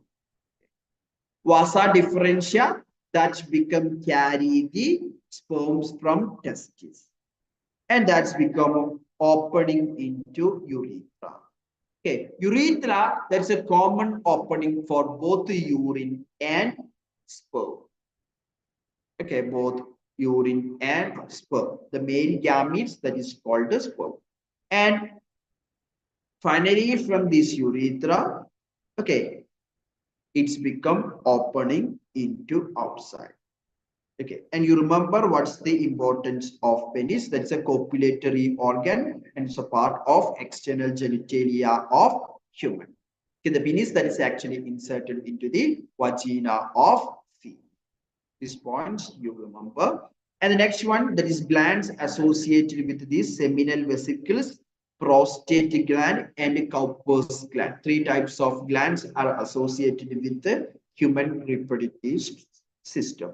Seminal vesicle and a prostate gland. Okay, seminal vesicle is a thin membranous gland, muscular gland located in the that is opening into the vasa differentia. And you also remember very important point, they are helping for, or they are providing the nutritions into the sperm. The prostate gland also, they are providing nutritions into the sperm. Both the prostate gland is a single one, but seminal vesicle, that's a paired gland. Okay, that's a paired one. Okay, another one is bulbourethral gland or Cowper's gland. Okay, their secretion that will helping for the or help for alkalining the semen. Semen is actually the secretion of this gland that is called the seminal plasma, and sperm that is actually called the semen. From this penis, they are releasing the semen that will containing the sperm and the secretion of this gland. This bulbourethral gland, it will make alkaline because inside the uterus of female, it is acidic pH. During the time, the sperms become die. To prevent the death of sperms by this alkaline pH provided by Cowper's gland or bulbourethral gland. Okay, these are the points you remember about the male reproductive structure. And also, which is the male hormone produced by testes, you remember that is testosterone. That is helpful for maintaining the secondary sexual characters. That helpful for maintaining the secondary sexual characters. The next one you remember, that is female reproductive structure. The female reproductive structure, you remember a pair of yes? Any doubts? Okay. The female reproductive structure that consists of a pair of glands are presented. Okay, that is called ovary. And fallopian tube or oviduct is present. Fallopian tube or oviduct is presented, and uterus, cervix, and vagina. These are the part of female reproductive structure. Ovaries, that is producing the ova, and also different hormones are produced by ovary, especially estrogen. Okay, that is produced by ovary. The ova, that is a female gamete, you remember. Ova is the female gamete, you remember. And also fallopian tube that will collect these female gamete, and the fertilization that is also take place in the fallopian tube. Then uterus, here the development of the baby or this embryo that's become take place in the uterus. And also you remember placenta. After the fertilization, okay, we can discuss that one later. Okay, now we can discuss about the structure. Uterus, just remember the uterus that will providing or the development of the embryo, the further development of the embryo into the fetus that is take place in uterus. And you remember vagina is the external genitalia of female. You just remember.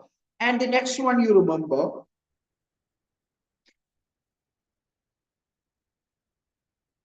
That's about the ovary. Ovary is producing the ova. If the fertilization become happen, what are the changes happening in the body?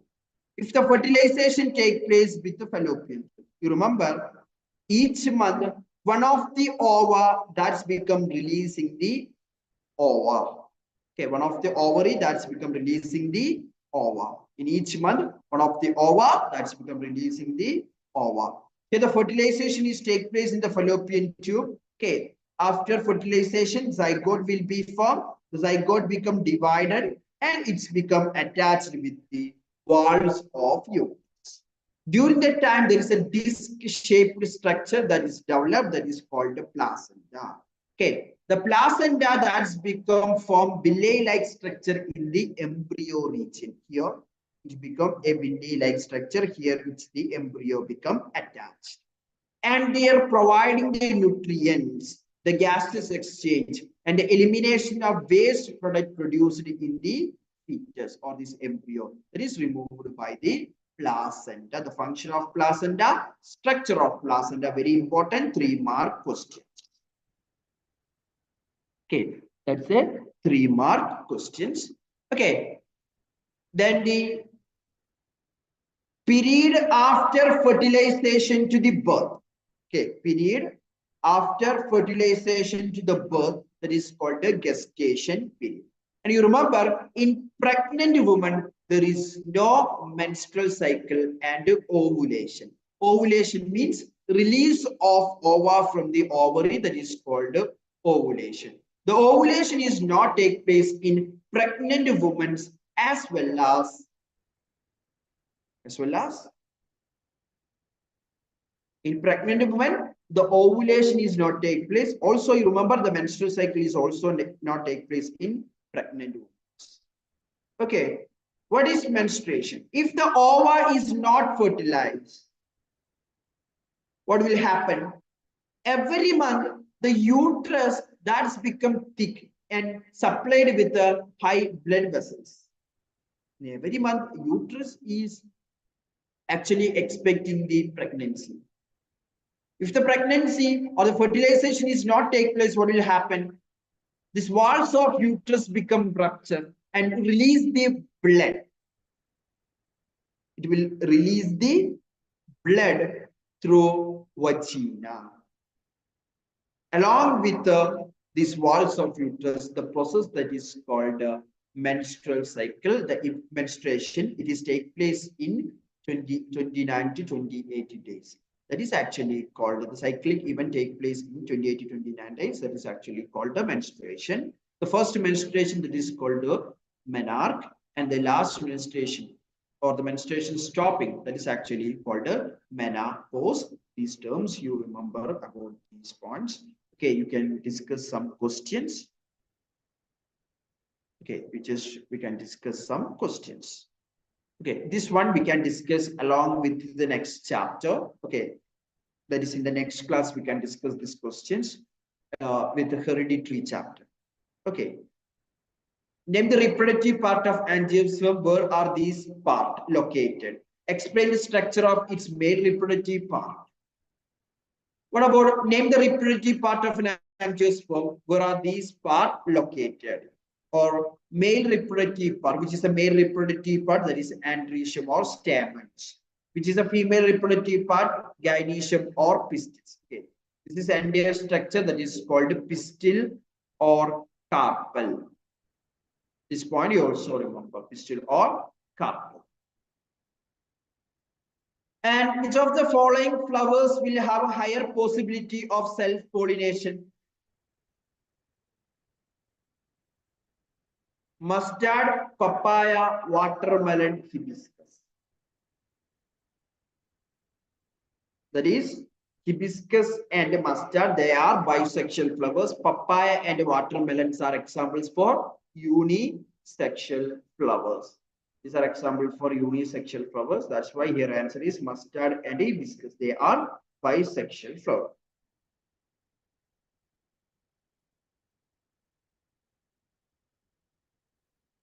Sexual reproduction involves two parents of different sexes, male and female, which produce male and female gamete respectively. That is correct. Okay, male and female gamete fused to form the zygote in sexual reproduction, which is developed into new individual. That is also correct. Both assertion and reason are true. Reason is not the correct explanation of assertion. You can go with option B. What's the main difference between sperm and egg? You remember the sperm is motile structure, egg is non-motile. They are not movable. Sperm is movable. And the structure of sperm is also, remember, they have a head region, a middle piece region, and a tail region. Okay. Head region that will contain the nucleus is presented. Okay, the middle piece that will containing more mitochondria for providing the energy for the movement, and the tail that is helping for the movement. What about an ova? Ova structure is large as compared to the sperm. And the sperm is motile structure, ova is non-motile structure, and different types of chromosomes are present in sperm and egg. We'll discuss that points in the hereditary chapter. Okay. Then with these questions, we already discussed if the implantation of embryo has occurred. What do you mean by implantation? The embryo that's become attached to the walls of uterus, that is called the implantation. Okay. Then what are the changes happen? You can write. We already discussed these points. And this diagram is given in your textbook. That is very, very, very important. You must remember all these diagrams present. Explain how the embryo get nourishment inside the mother body. You can write about placenta and function of placenta. You can write about the placenta and the functions of placenta. 4 points you can write. Okay. Then the reproductive health. In reproductive health, we are mainly focusing on contraceptive methods. Contraceptive methods that will prevent the fusion of male and female gamete and prevent the pregnancy. Different methods are the barrier method, IUCD, chemical method, surgical method. Barrier method, we have condoms. Condoms are for males and females. The condoms are available. Cervical caps, diaphragm, this is only for females. Okay, the condoms that is made up of rubber-like material that will prevent the meeting of sperm and egg. Intrauterine contraceptive devices, IUCD, intrauterine contraceptive devices. This is only for females. The intrauterine contraceptive devices, you just remember, okay, they are inserted inside the uterus. It will cause some side effect or irritations in the uterus. Then chemical method, that is pills. The pills that will contain the combination of hormone. Which hormone? Estrogen and progesterone. The pills that will prevent the ovulation. That's why it will prevent the fertilization. The pills that will cause side effect. Surgical method, that's the permanent method of contraception, vasectomy and tubectomy. In vasectomy, the vasa differentia of male become cut and tied. That is vasectomy. Okay, tubectomy. Okay, the fallopian tube of females become cut and tied. In both these cases, the production of sperm and form ovies take place, but the fertilization is not take place. Okay, in case of vasectomy, in males, the sperm production is take place, but here there is no transport of sperm is take place. The transport of sperm become blockage.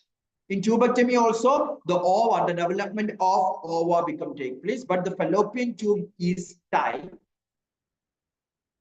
That's why the sperms cannot enter into these oviduct or fallopian tube. And you remember the next one, that is the infectious diseases or sexually transmitted diseases, STDs, sexually transmitted diseases. You remember which are the viral diseases or virus causing diseases, which are the bacterial causing diseases. You just remember about the bacteria causing diseases, that is gonorrhea and syphilis. You can use the code. You can use G. Okay, instead of GPS, you can use GPS. Okay, gonorrhea, syphilis, bacterial infection. Virus, you can write AIDS. What is AIDS? Full form of AIDS? Acquired immunodeficiency syndrome and also war. Okay, these are the virus causing diseases. And also you remember, okay, this point is very important. The healthy society balanced sex ratio is very important. I see some MCQ questions based on this point. For a healthy society, the balanced sex ratio, male-female ratio, that's become very important for a healthy society. Okay, these are the points about the reproductive health. And also remember female feticide. Okay, and also what are the important, some general questions you can expect it for the female feticide. Okay. Okay, explain the surgical method of contraceptive used by males and females to prevent fertilization in males. That is called vasectomy. In females, tubectomy. You can write about vasectomy and tubectomy. In vasectomy, they are cutting and tying the vasa differential. In tubectomy, cutting and tying the fallopian. Write the role of oral pills taken by women as a contraceptive. The oral pills that will containing hormone combination of hormones or combination of hormones are presented. A different combination of hormone. Which hormone you just mentioned? Estrogen and progesterone. That will change the hormonal balance in the body. As a result, the ovulation will not take place. If this ova is not produced, then the fertilization is not taking place. What about the sexually transmitted disease? The disease that is transmitted through sexual contact, that is called sexually transmitted disease. Two examples for each disease caused by bacteria and virus. We already write it here. Okay. Device or devices can be used to prevent the spread of such diseases. You remember condoms only. Okay. When you are using this copper T, these pills, sexually transmitted diseases. Okay. The surgical method also. The sexually transmitted diseases become spread. Okay, only in case of condoms, we can prevent the sexually transmitted diseases. We are using cervical caps or diaphragm also, the sexually transmitted diseases becomes only the condoms that will prevent the sexually transmitted diseases. This is about the reproductive health. Then we can move into the next chapter, that is our environment, very easy chapter. In our environment, you can discuss this. Okay. You must remember these points. Type of ecosystem. In type of ecosystem, you remember natural ecosystem and examples. Artificial ecosystem and their examples. Artificial ecosystem, you can write aquariums, crop field, gardens. All these things are examples for artificial ecosystem. And components of ecosystem, you remember producers, consumers, and decomposers.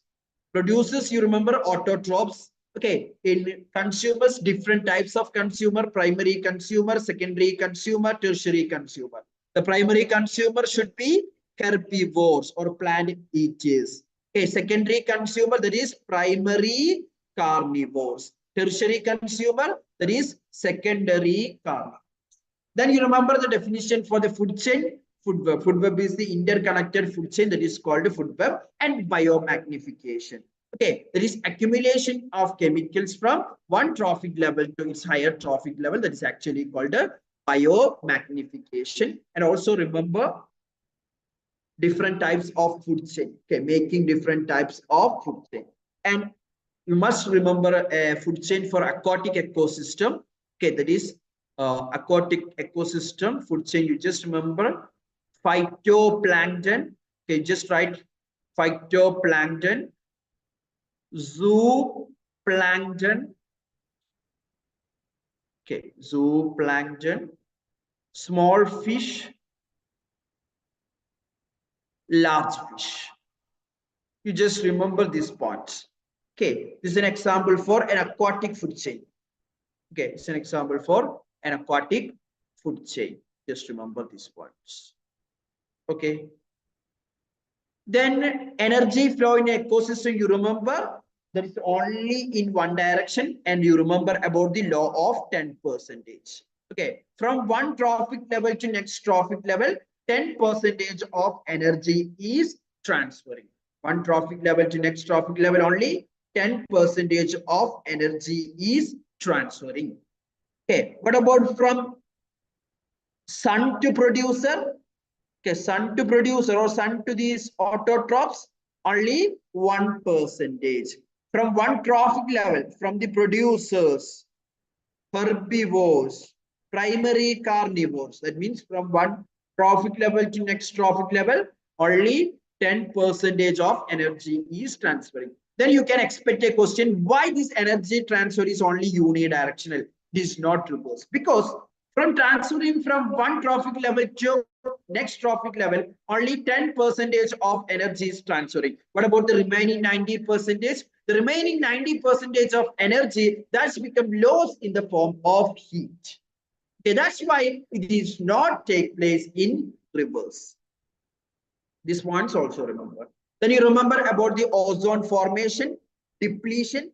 What is ozone? Okay, ozone, you remember, it is a poisonous substance. You remember, it is located in the stratosphere. And this ozone formation, okay, and the chemical formula of ozone, that is O3. How ozone is formed? The oxygen molecule in presence of UV radiation, that's become break into oxygen atoms. This oxygen atom that's combined with another oxygen molecules to form O3. And it will acting as a shield and prevent the entry of UV radiations into the Earth's surface. If the UV radiations are entering into the Earth's surface, it will cause skin cancer. And it will also increase the temperature in the Earth.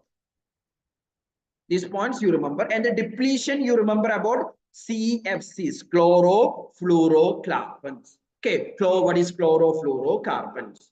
Okay, what are the sources? Refrigerator, ACs, okay, all these things are the sources of chlorofluorocarbon. Okay, it will affect the, or it will thin the ozone layer, or it may cause the ozone depletion. Okay, these points you remember. And biodegradable and non-biodegradable wastes. Okay, that's very important. What is biodegradable waste? This decomposes that can act on a waste. And they can convert it into simple inorganic compounds. Such waste are biodegradable. What about non-biodegradable? The microbes cannot act on non-biodegradable wastes. And the examples, and also from this chapter, you can expect some general questions. How to protect the environment. What are the things, or what are the waste produced in your school? Okay, or surroundings of school. All this is such a type of general type of question also you can write from these topics. Okay. And what are the things you can do to reduce the pollution? Okay, avoid the plastic covers. Okay, use the cloth covers, and changing the packaging, reuse, recycling, reusing. You can just write all these things. Okay. Look at this question. Consider the following ecosystem: pond, forest, aquarium, profile. Out of these, the natural ecosystem are here. Pond and forest are natural ecosystem. Aquariums and crop-fields are artificial ecosystem or man-made ecosystem. The answer is 1 and 2 only. Here you can. It's a good question. From the following group of organisms, create a food chain which is most advantageous to human being in terms of energy. In terms of energy, very important. You just remember this one also. Larger will be the food chain. Larger will be the food chain. Lower will be the energy presented in the higher trophic level, because 10% of energy is transferring from one trophic level to next trophic level. If the food chain is very larger, at the last trophic level or in the higher trophic level, the organism will get very least amount of energy, very small amount of energy. Okay, based on these points, you can expect any MCQ questions you can expect based on these points. What about the answer for these questions? From here, you can write cereal plants. Okay, cereal plants. Okay, cereal plants and human. Okay, because the question is most advantages for human being in terms of energy. Then we want to write the shortest food chain. The shortest food chain is like this cereal plant and human. State the possible disadvantage if the cereal plants are growing in a soil with pesticide. You can write about the biomagnification. Write about the biomagnification. In the following food chain, only 2 joules of energy was available to the peacock. How much energy has been presented in grass?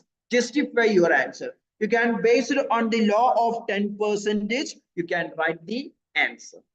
Okay, what you can write? Here, 2 joules of energy is available into the peacock. Here, the 2 joules is presented. Then here, 20. Here it is 200. Here it is 2,000. Here in grass, it's become 20,000. Okay, based on the law of 10%, you can write the answer. Okay, these are the overall view of this chapter. If you have any doubts or if you want to explain any topic, okay, you can just ask. We have 15 minutes. If you want, we can discuss. Those are from online. You can just, if you want any topic you want to discuss from these 3 chapters.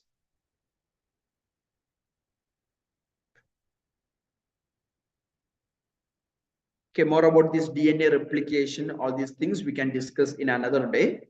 Okay, along with the hereditary chapter. Okay. Okay, ozone. Okay, ozone. We can discuss about the ozone. Ozone. First, you remember ozone that is made up of oxygen molecule. Okay, the formula, you can write the formula of ozone, that is O3. Okay, the formula of ozone, that is O3. And the next point, it is a deadly poisonous substance. It's a deadly poisonous substance. That's the next point. Then you can write about the, okay, the ozone that is located in the stratosphere. The ozone is located in the stratosphere. Then you can write the function. It will protect the Earth's surface from UV radiation. Then you can write the formation of ozone. There is oxygen molecules in presence of UV radiation. It's, the oxygen molecule that's become break into oxygen atom in presence of UV radiation. After that, this oxygen molecule that's become, this oxygen atom that's become combined with the oxygen molecule to form the O3. That is actually the ozone. The next one, the depletion of ozone layer. The chlorofluorocarbons that is released from this refrigerator and the AC. This chlorine presented in this chlorofluorocarbon that will break this ozone. A single chlorine can make millions of ozone molecules or ozones. And that may lead to depletion in ozone and reduce the thickening of ozone layer and make small holes in the ozone. If ozone have these small holes, during the time the UV radiations are reaching the Earth's surface. If the UV radiations are reaching in the Earth's surface, that may cause skin cancer. And also, which will increase the temperature in the Earth's surface. That's why the protecting ozone, that is very important. You remember September 16, that is World Ozone Day. This is Ozone Day. Okay, September 16, that is Ozone Day. Is it clear?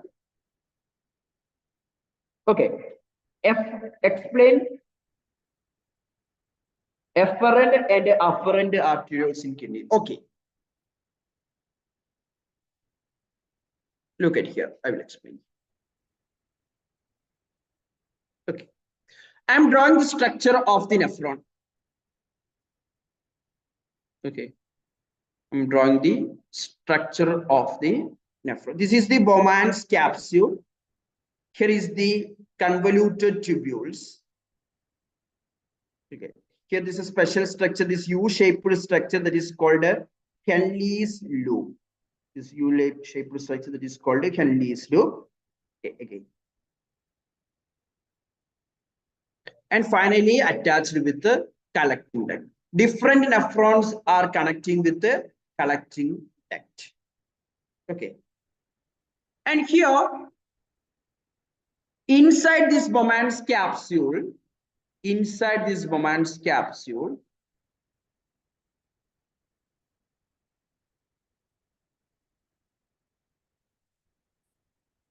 these blood capillaries, this is the group of blood capillary or tuft of blood capillary that is called a glomerulus. That is blood capillaries.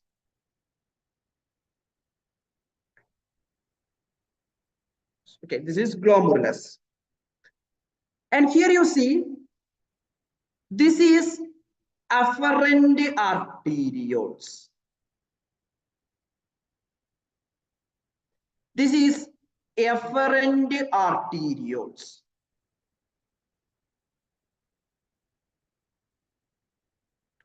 Afferent arterioles, the diameter is very high. Okay, it's become very thin.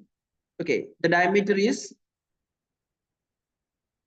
low because it will help to create pressure inside the glomerulus. That's why the filtration is taking place.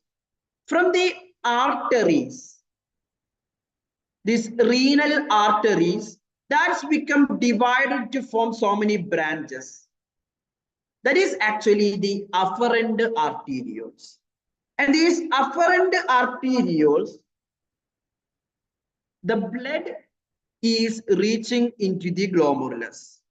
And here the filtration take place. Here the filtration is take place. And the filtrate is formed here. And this filtrate is passing through these tubules. During the time, the reabsorption is take place. Reabsorption of water, glucose, amino acid. Glucose and amino acid completely reabsorbed. Okay. And some ions. And water, okay, majority of the water become really reabsorbed. Okay, only very few amount of water become released. This is actually about the process in nephron. And you remember structural and functional unit of nephron. Why these nephrons become highly coiled? To increase the surface area for reabsorption. The nephrons are highly coiled to increase the surface area for reabsorption. This is actually the theory. I think if you don't want more about these afferent arterioles and afferent arterioles, they are carrying blood into the glomerulus. Okay, and here the afferent arterioles, you just remember, they are carrying blood away from the glomerulus. Okay, you remember the filtrate do not contain RBCs. Okay, the filtrate do not contain RBCs. Okay, some small proteins, plasma, and some components are entering into here. These very minute pores are presented here. Okay, very small compounds are entering. The large compounds in the blood that is not entering into the film.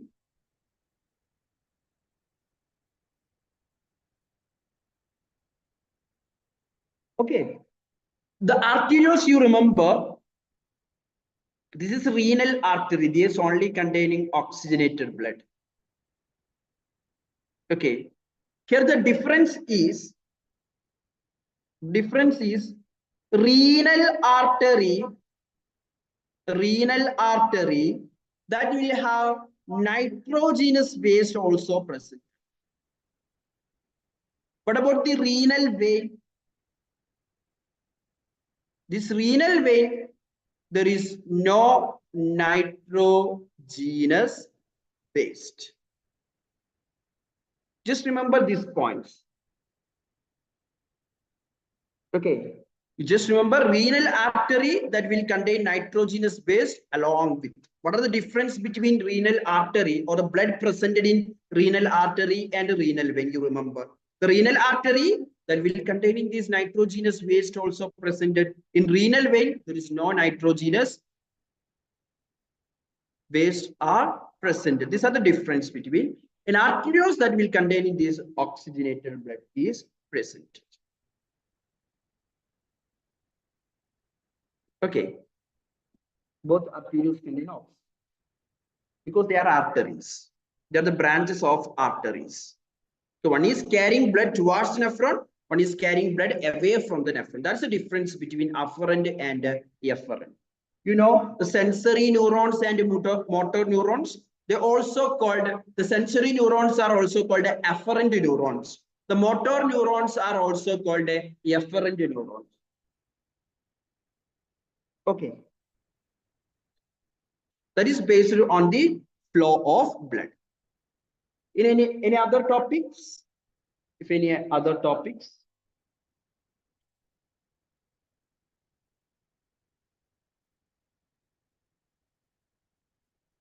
Any other topics? Muzammil? Yes, sir. Okay, any doubts? No, sir. Okay, you're going a little bit faster because 3 big chapters. Okay, 2 big chapters we are taken. Okay, if you have any doubts, you can just contact me. Okay, I will share some question papers also. Okay.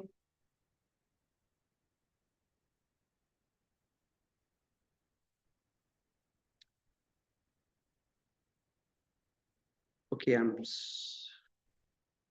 okay, tomorrow the same time you will have biology, physics, chemistry classes also. Okay, just share with your friends and join the classes. Okay, and do maximum questions. Study well. All the best. Thank you. Thank you, sir. Thank you, sir. Okay, bye.